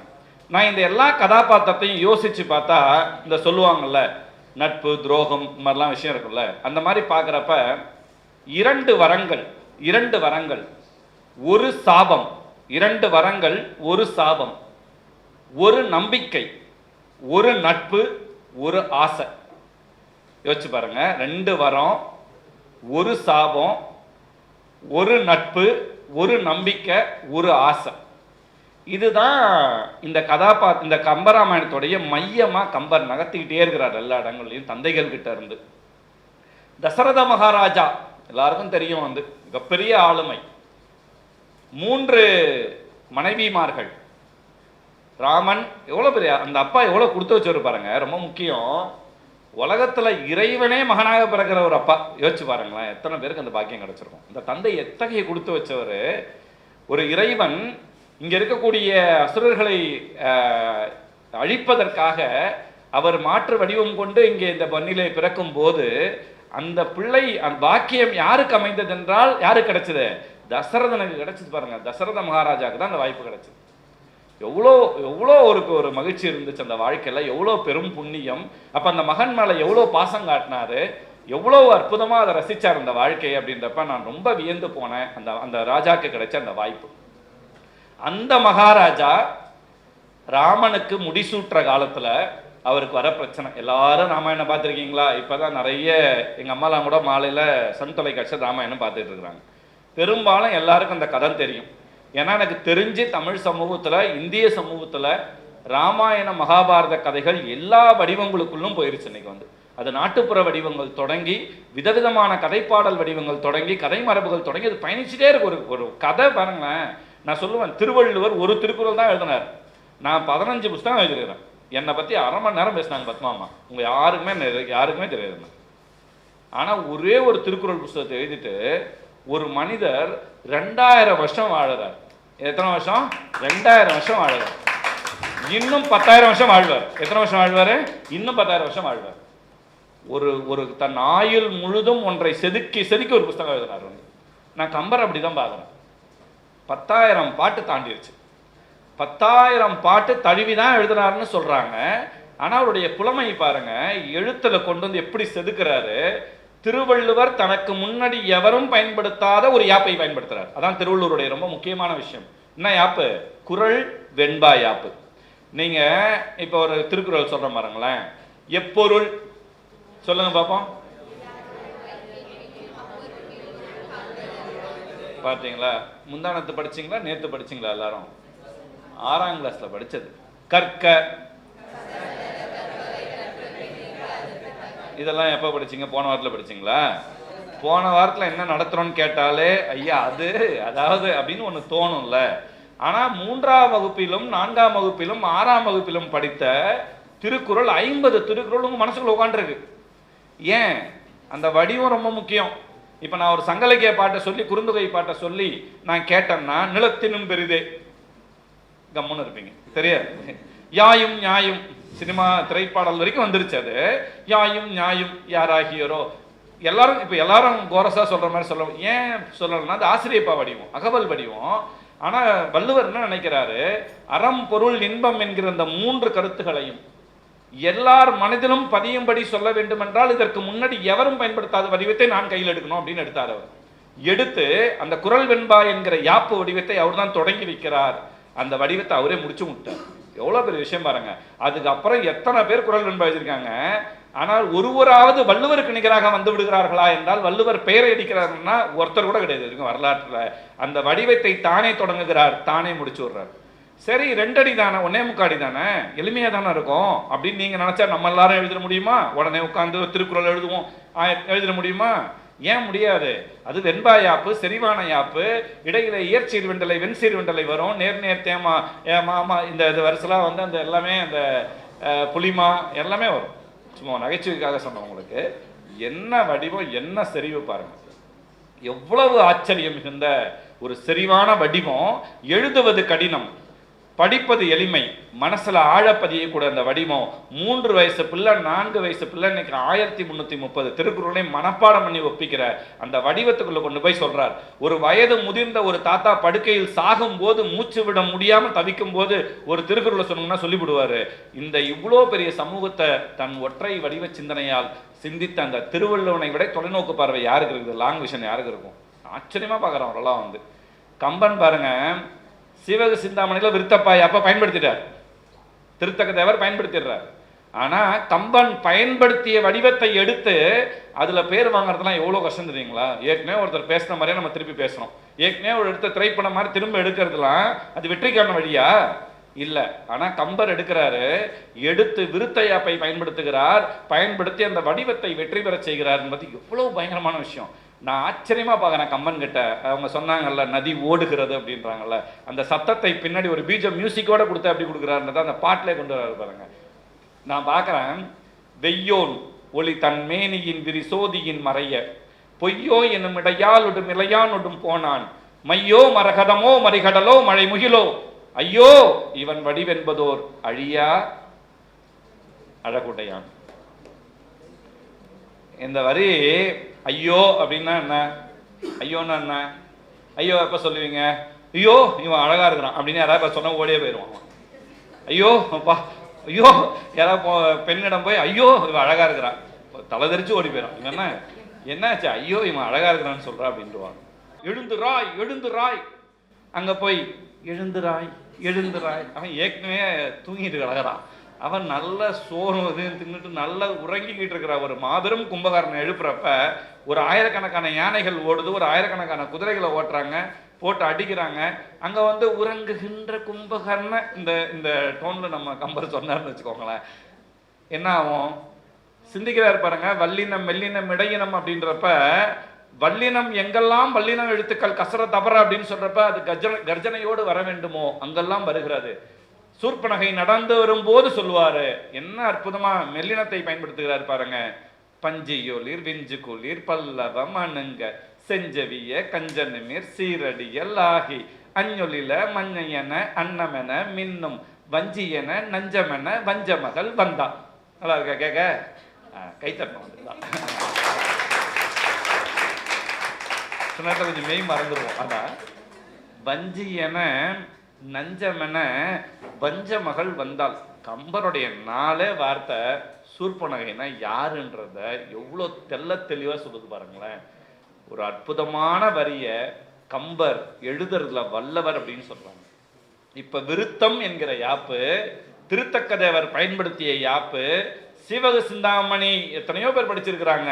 ஆனா அதெல்லாம் தாண்டி ஏற்கனவே ஒருவர் பயன்படுத்திய யாப்பை எடுத்து விருத்தத்திற்கோர் உயர் கம்பன் அப்படின்னு சொல்லி ஒரு ஆள் பேர் வாங்குறதுலாம் இந்த வரலாற்றுல சாதாரண விஷயமா? அந்த வடிவத்தை தனக்கான வடிவமாக மாற்றினார் கம்பர் அப்படின்னு சொல்லலாம். 10,000 பாட்டு, ஒவ்வொரு ஓலைச்சுவடியிலையும் ஒவ்வொரு பாட்டு எண்ணிக்கை கிடைக்குது. 10,500ன்றாங்க, 10,550ன்றாங்க. ஏன்? ஒருத்தர் எழுதும் போது, பாடலை எழுதும் போது கம்பராமாயணத்தை நீங்க படிச்சுட்டே இருந்தீங்கன்னு வச்சுக்கோங்களேன், இந்த விருத்தம் எழுதுறது கொஞ்சம் எளிமையான விஷயம். ஒரு 50 பாட்டு ஒரே மாதிரி. இப்ப உறங்குகின்ற கும்பகர்ண அப்படின்றப்ப நீங்க உடனே உங்களுக்கு ரைமிங் பிடிச்சிருவீங்க. பிடிச்ச உடனே தான தான தான போட்டீங்கன்னா உங்க பாட்டு எழுதினான், ஓலைச்சுவடியில் எழுதி எழுதி சேர்த்துறான். அந்த ஓலைச்சுவடிய இந்த கோஸ்ட் ரைட்டர் மாதிரி உள்ள பூந்து இது எங்கேயாவது ஒரு பாட்டை எங்கேயாவது யாராவது தோன்றப்ப எழுதி, எது கம்பர் பாட்டு எது இடைச்சர்கள் பாட்டு என்பது பல நேரத்தில் கண்டுபிடிக்க முடியாத அளவுக்கு எழுதுறாங்க. கம்பர் இன்னொருவரை வசப்படுத்தக்கூடிய அந்த ஆளுமை மிக்க ஆளுமையாக இருக்கிறார். இப்ப பாருங்க, அந்த அந்த தசரத மகாராஜா கைகேயி கிட்ட 2 வரம் கொடுத்தார். 2 வரம் எங்கன்னா, ஒரு போர் நடக்குது, அந்த சம்பராசுரனிடம் போர் நடக்கும் போது தன்னுடைய விரலை அச்சாணியாக மாற்றி காப்பாற்றுகிறார். மெய்சிலித்து போயிட்டார். வாக்கு கொடுக்குறப்ப ரொம்ப கவனமா கொடுக்கணும். நம்ம ரொம்ப வாக்கு கொடுக்கும் போது கவனமா கொடுக்கணும். உணர்ச்சி வசப்பட்டோம்னா அந்த வாக்கு எங்க வேணா எப்போ வேணா எப்படி வேணா வேலை செஞ்சிடும். சில நேரத்துல நண்பா நான் இருக்கேன்டா, உனக்கு உயிரை தரேன்டா, நாளைக்கு எவன்டா அவன், வாடா பார்த்துக்கலாம் அப்படின்னு சொல்லி கூப்பிட்டு போவான். போனவனே அங்கே, ஓ அவனா, ஐயோ அவன் ரொம்ப பெரிய ஆளா இருக்கிறான், அடி வாங்கலாம் என்னால முடியாது நண்பா, நீயே பார்த்து முடிச்சுட்டு வா பஞ்சாயத்தை அப்படின்னுவான். முதல் நாள் நான் வாக்கு கொடுத்தான், இவன் அவனை நம்பி இறங்கியிருப்பான். டேய் நாளைக்கு எங்க ஆளோட வரண்டா ஒன்று அப்படின்னுவான். கம்பர் வாக்கு கொடுத்த போது 2 வாக்கு கொடுத்தாரு. 2 வரம் கொடுக்குறார். எப்போ வேணா நீ வாங்கிக்கோமா, 2 வரம் உனக்குன்னு சொல்லிட்டாரு. நான் என்ன வரம்னு சொல்லலை அவர் வந்து. சரியா தசரத மகாராஜா அடுத்த நாள் ராமனுக்கு பட்டாபிஷேகம் நடக்கிறதுக்கு அந்த முத நாளில் அந்த கைகேயி மந்தரையின் சூழ்ச்சியின் வழியாக அந்த 2 வரத்தை கேட்குறாங்க. கூனியின் சூழ்ச்சி வழியாக 2 வரத்தை கேட்குறாங்க. ஒரு வரம் என்ன? யார் அரசாளணும்? பரதன் அரசாள வேண்டும். 2வது வரம் என்ன? ராமன் எத்தனை ஆண்டுகள்? 7 ஆண்டுகள். எத்தனை? 7 14 14 ஆண்டுகள் வனவாசத்திற்கு செல்ல வேண்டும் அப்படின்ற ஒரு கோரிக்கையை வைக்கிறாங்க. ஒரு தந்தையாக தன் மகன் மீது கொண்ட பாசத்தினால் தசரதன் தளர்கிறார், அழுகிறார், ஓங்கி சத்தமிடுகிறார், பயங்கரமா பேசுறார். சொன்னாங்கல்ல, தாயா பேயான் பரதன் கேட்ட மாதிரி பல நிலைகள்ல தசரதனுடைய குரல் ஓங்கி ஒலிக்கிறது. அத்தகைய பாசம் ராமன் மேல வந்து தசரதனை அந்த பாலகாண்டத்துல வெளியில ராமனைய கூட்டுட்டு போனோம் அப்படின்னு சொல்லி விஸ்வாமித்திரர் கேட்கிறப்ப பயப்படுறார், பதறார். ஐயோ, நான் அங்கேயும் ஒரு வாக்கு கொடுத்துறாரு, நீங்க என்ன கேட்டீங்களோ நான் தரேன் அப்படின்ட்டாரு. அதுக்கப்புறம் ராமனை என்னோட அனுப்பி வைங்கன்றப்ப அங்கேயும் பதறாரு, ஐயோ என் பிள்ளைய வா அப்படின்னுவாங்க. யாராவது உங்க சொந்தக்காரவங்க மாமா பையனை ஒரு 2 நாள் அனுப்பி வைங்க அப்படின்றப்ப அது நான் எங்க வேணா போகலாம். சரி, எங்க கூப்பிட்டு போறீங்க? இந்த கன்னியாகுமரி வரைக்கும் போயிட்டு வரேன். ஐயோ அவ்வளவு தூரம்லாம் வேணாம், என் பிள்ளை வெளில போனதே இல்லை அப்படின்னு சொல்ற ஒரு அந்த பயமும் பதற்றமும் தசரதனிடமும் இருந்துச்சு. அதுவும் போய் என்ன சும்மா நின்னாரா? ஒரு அரக்கியை போய் அம்பு விட்டு அடிக்கணும். எவ்வளோ கஷ்டம் நமக்குலாம், எவ்வளோ பிரச்சனை. அவர் போய் ஒரு அரக்கியை அம்பு விட்டு வீழ்த்தணும். அதுக்கப்புறம் அகலிகைக்கு அங்கே அகலிகையை பெண்ணா மாற்றக்கூடிய எத்தனை விஷயங்கள் உள்ள கம்பர் நினைக்கிறார் பாருங்க. அந்த கதை அம்சத்துக்குள்ள வால்மீகி ராமாயணமாக இருந்த போதிலும் கூட அந்த கதைக்கேற்ற மாதிரி தமிழ் சமூகத்தின் பண்பாட்டுக்கு ஏற்ற மாதிரி அதை கொண்டு வந்து இணைச்சதுல கம்பர் மிகப்பெரிய சாமர்த்தியசாலியா நான் பார்க்குறேன். கம்பரை வந்து அந்த இடத்துல அந்த வரங்கள் அவர் சொன்னும்போது அவர் பதறி அழுது கடைசியாக வேற வழி இல்லை, கொடுத்த வாக்கை காப்பாற்றணும். அதை தசரத மகாராஜா ஒரு தந்தையாக அவரால் வெற்றி பெற முடியவில்லை என்றாலும் ஒரு கொடுத்த வாக்கை காப்பாற்றினார் ஒரு சமூகத்தின் பொறுப்பாக அவர் நின்று தன் மகனுக்கு அது கிடைக்கவில்லை, இன்னொரு மகனுக்கு தான் கிடைக்குது, பரதனுக்கு தான் கிடைக்குது அப்படின்னு சொல்லிட்டு அதை அவர் ஒப்படைத்து விட்டு அவர் அந்த இடத்தில் மாண்டு போகிறார் அப்படின்றது தான். அதுக்கு முன்னாடி ஒரு விஷயம் சொல்றாரு. ஒரு முறை எனக்கு கிடைத்த சாபம். ஒரு முறை காட்டுல வேட்டையாட செல்லும் போது ஒரு யானையை பார்த்தார், ஒரு யானை ஓடுறத பார்த்தார். அந்த யானை ஓடுவதை பார்த்து விட்டு டக்குன்னு அவர் இன்னொரு பக்கம் பார்க்குறாரு. ஒரு ஒரு ஒரு தண்ணி மோல்ற இடத்துல டம டமன்னு ஒரு சத்தம் கேட்குது. இவர் என்ன நினைச்சிட்டாரு? அங்கே யானை தண்ணீர் குடிக்கிறது அப்படின்னு நினைச்சுக்கிட்டு இவர் ஒரு அம்பை எஞ்சிட்டார். அம்பை எய்த பிறகு அது நேராக யாரிடம் போனால் ஒரு இளைஞன் மேலே போய் பாய்ந்த அந்த இளைஞன் அங்கே மறிப்பதற்கு தயாராக. இவர் அப்புறம் தான் போய் கிட்ட போய் பார்த்து, அப்பா அப்படின்றாரு, என்னுடைய தாய் தந்தர் விழியற்றவர்கள், பார்வை இல்லாதவர்கள், அவங்களுக்கு தான் நான் தண்ணி எடுக்க வந்தேன், என்னை இந்த மாதிரி பண்ணிட்டீங்களே அப்படின்னு சொல்லி வருத்தப்படும் போது அந்த தண்ணியை தசரத மகாராஜா கொண்டு போய் அவங்க கிட்ட கொடுக்க போறாரு. அதுக்குள்ள அந்த பையன் இறந்துடுறான். கொடுக்கும் போது கையை பிடிச்சவனே கண்டுபிடிச்சிடுறாங்க தன் மகன் இல்லை என்று. அப்போ ஒரு சாபம் கொடுக்குறாங்க, நீயும் என்னை போல் பிள்ளையை இழந்து தவிப்பாய் அப்படின்னு சொல்லிட்டு ஒரு சாபம் கொடுக்குறாங்க. அந்த சாபத்தின் தொடர்ச்சி தான் இங்க நிறைவடைகிறது என்பதாக தசரத மகாராஜா அவருடைய விஷயத்தை நம்ம பார்க்க முடியும்.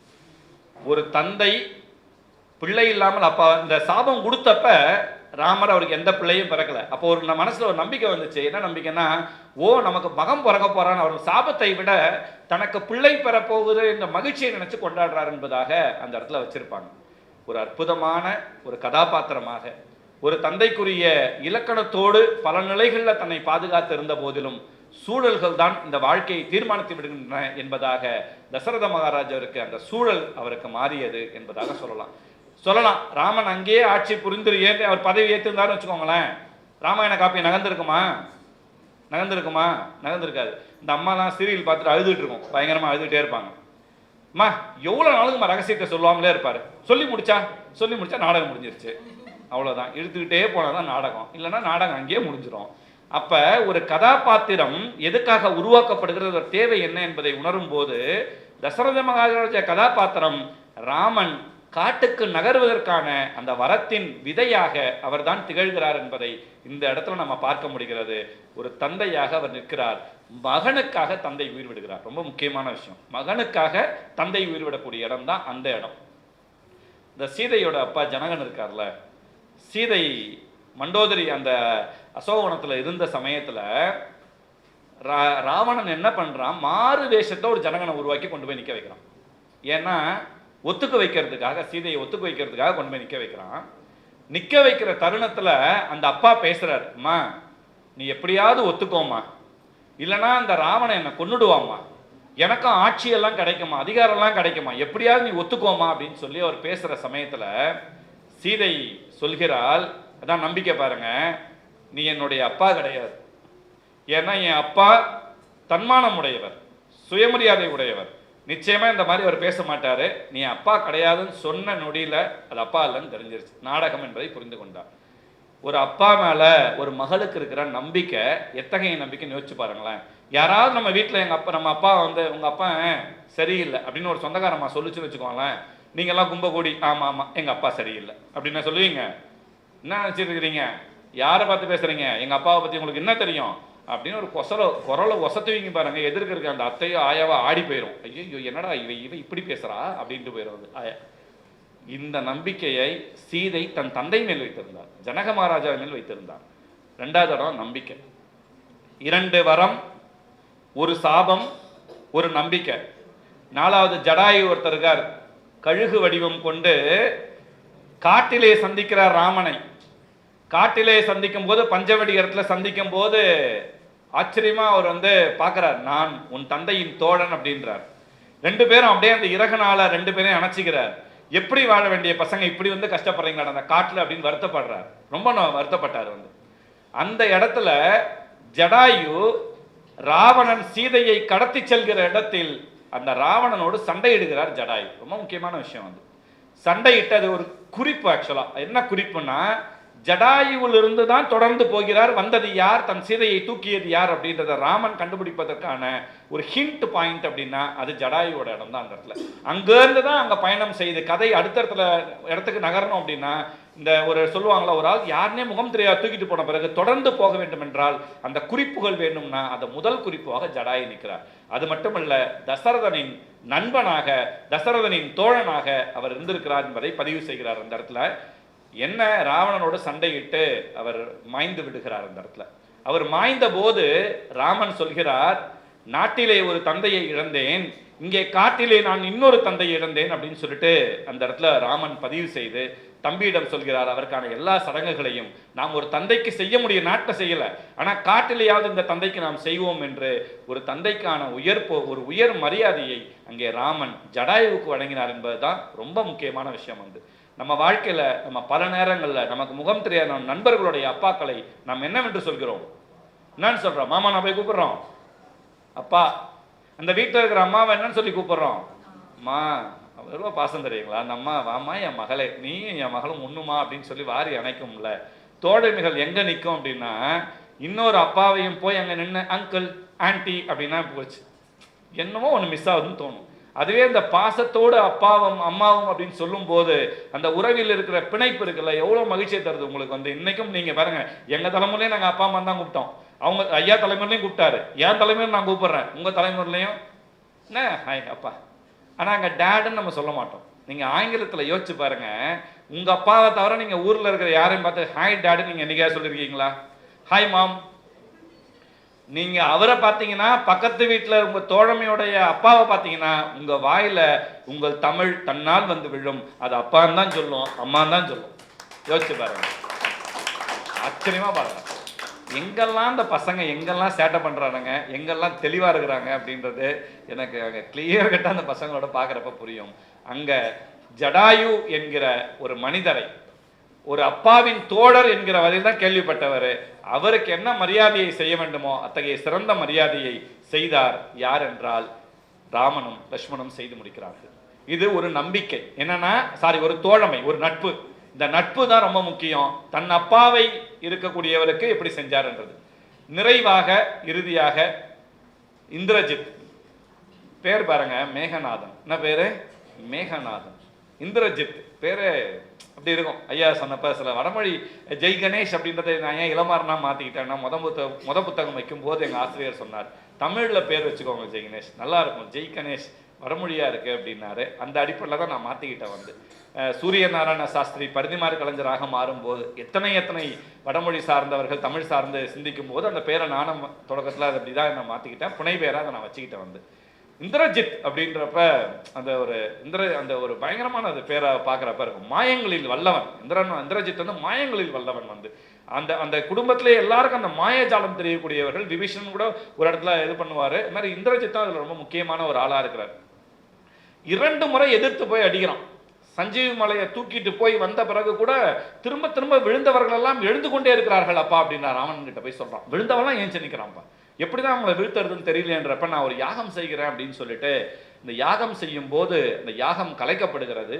கோபத்தில் போய் ராவணனிடம் பேசுகிறான். உன் தம்பி தான் வந்து இந்த யாகத்தை என்ன கலைச்சிட்டான், நான் என்ன பண்ண சொல்றேன் என்ன அப்படின்னு சொல்லி கோபத்தில் பேசுறப்ப ஒரு வார்த்தை சொல்றான். அப்பா கொஞ்சோன்னு திருந்துறப்பா, இந்த சீதையை அப்படியே விட்டுறாங்க, இதெல்லாம் இயல்புக்கு மாறிடும். எத்தனையோ பேர் இழந்துட்டோம் நம்ம வாழ்க்கையில், இதை தாண்டி உனக்கு அந்த ஆசை ஏன்பா உனக்கு விட மாட்டேங்குது அப்படின்னு சொன்னப்ப ராவணன் சொல்றான், இதற்கு முன்னால் இருந்தவர்களை நம்பி நான் இந்த போரில் இறங்கவில்லை, உன்னை நம்பியும் நான் இந்த போரில் இறங்கலை, இனிமேல் வரப்போர்கள் நம்பியும் நான் இந்த போரில் இறங்கலை. இந்த போரில் முழுக்க முழுக்க நான் யாரை நம்பி இறங்கினேன், என்ன நம்பி இறங்கினேன். அதனால உனக்கு பயமா இருந்தா நீ போப்பாண்டா, முன்னாடியே சொல்றேன், எனக்கு அச்சத்தினால் நான் சொல்லவில்லை அப்படின்னு சொல்லிட்டு தன் தந்தை ஒரு ஆசையினால் அங்கே நின்ன போது அவருடைய ஆசையை நிறைவேற்ற முடியாதுன்னு தெரிஞ்ச போதும் நான் போய் மாண்டு விடுகிறேன் என்று சொல்லி அவன் போய் அந்த போர்க்களத்திலே லட்சுமணனுடைய அம்பினால் அவன் மாண்டு போகிறான் என்பதாக அந்த இடத்துல பார்க்க முடியுது. ஒரு ஆசை ஒரு தன் மகனை இழக்க செய்தது. ஒரு இடத்தில் தன் மகனுக்காக தந்தை இழந்தார், தந்தை இறந்து போனார். இந்த இடத்தில் ஒரு தந்தைக்காக ஒரு மகன் இறந்து போகிறான் என்பதாக இந்த கம்பராமாயண காப்பியத்தில் இருக்கக்கூடிய தந்தையர்களை நான் பார்க்கிறேன்.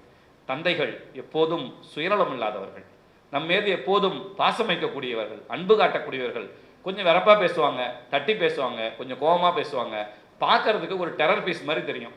ஆனால் உள்ளுக்குள்ளே போனால் உட்கார்ந்து மூளையாக அழுதுட்டு ஐயோ என் பிள்ளையை திட்டி போட்டனே, ஐயோ என் பிள்ளையை அப்படி சொல்லிட்டனே, ஐயோ என் பொண்ணை அப்படி சொல்லிட்டனேன்னு சொல்லி அழக்கூடிய ஒரு எளிய மனிதர்கள் தான் இந்த தந்தைகள். எப்போதும் தன்னை தாழ்த்தி தன் மகனை தன் தோளின் மேல் தூக்கி இந்த உலகத்திற்கு இருக்கக்கூடிய எல்லாவற்றையும் பார்த்து நீ கற்றுக்கொள் மகனே என்று சொல்கிற தந்தைகள் தான் இந்த உலகத்தில் மிகச்சிறந்தவர்கள். கம்பராமாயணத்தில் கம்பர் படைத்த தந்தைகள் இந்த ஒவ்வொரு அந்த வாழ்க்கையின் பின்புலத்தில் இந்த 2 வரங்கள் கொடுத்ததினாலும், ஒரு சாபத்தின் அடிப்படையிலும், ஒரு தோழமையின் அடிப்படையிலும், ஒரு ஆசையின் அடிப்படையிலும், ஒரு நட்பின் அடிப்படையிலும் அவர்கள் எல்லாம் இங்கே இப்படியாக இந்த கதாபாத்திரங்களாக மாறி உலவி இந்த கம்பராமாயணம் என்னும் காப்பியத்தை பல தலைமுறைகள் கடந்து நிலைநிறுத்தியிருக்கிறார்கள் என்பதாக இந்த உரையை நான் நிறைவு செய்கிறேன். இந்த வாய்ப்பை வழங்கிய அனைவருக்கும் என்னுடைய நெஞ்சார்ந்த நன்றியை தெரிவித்துக் கொள்கிறேன். நன்றி, வணக்கம்.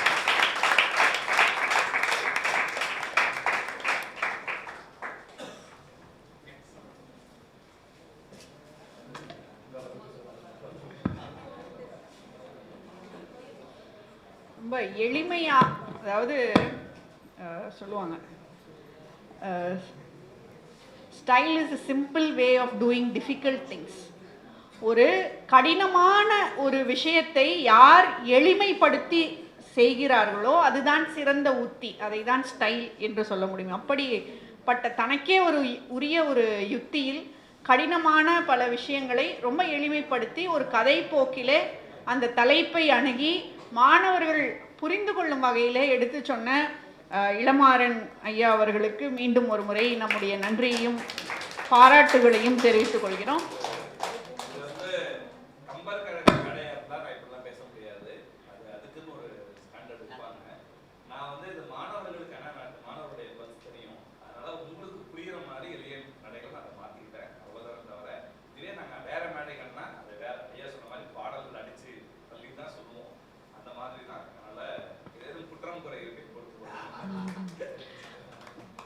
இந்த ஒரு அருமையான நிகழ்வு ரொம்ப அருமையாக நிறைவேறியது.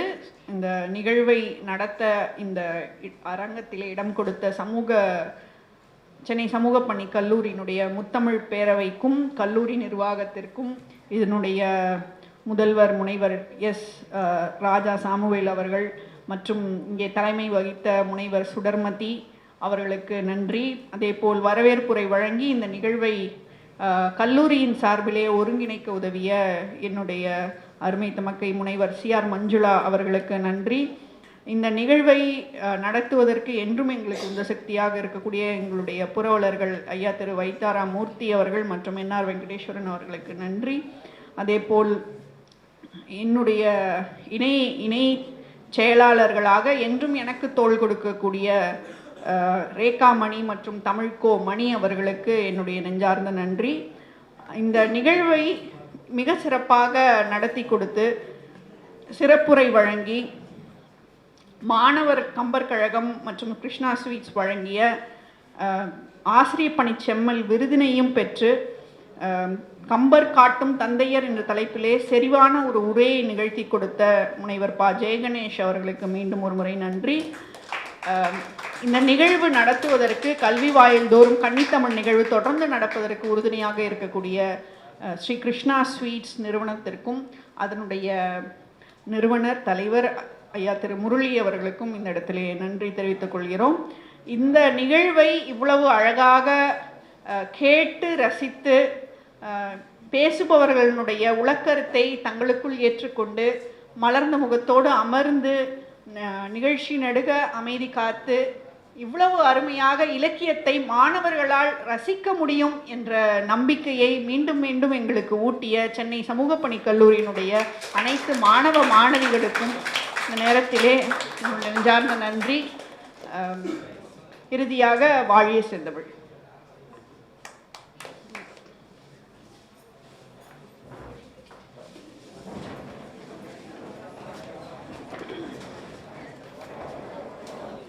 வாழிய செந்தமிழ் வாழ்க நற்றமிழர் வாழிய பாரத மணி திருநாடு வாழிய செந்தமிழ் வாழ்க நற்றமிழர் வாழிய பாரத மணி திருநாடு Vande Mataram Vande Mataram Vande Mataram.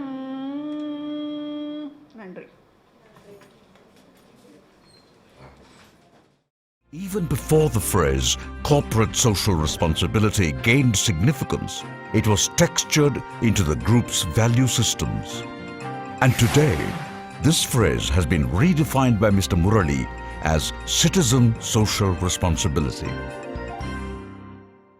Chennai 365, an effort by SKS in association with social, sports and cultural bodies to do good to a vibrant Chennai. To Sri Krishna Sweets, it's no mere rule. It's not just an act. It's every citizen's social responsibility. After all, we make a living by what we get, but we make a life by what we give. And in the process, create a world where life's best bonds are built with love and care. And in time, they will become our strongest bond.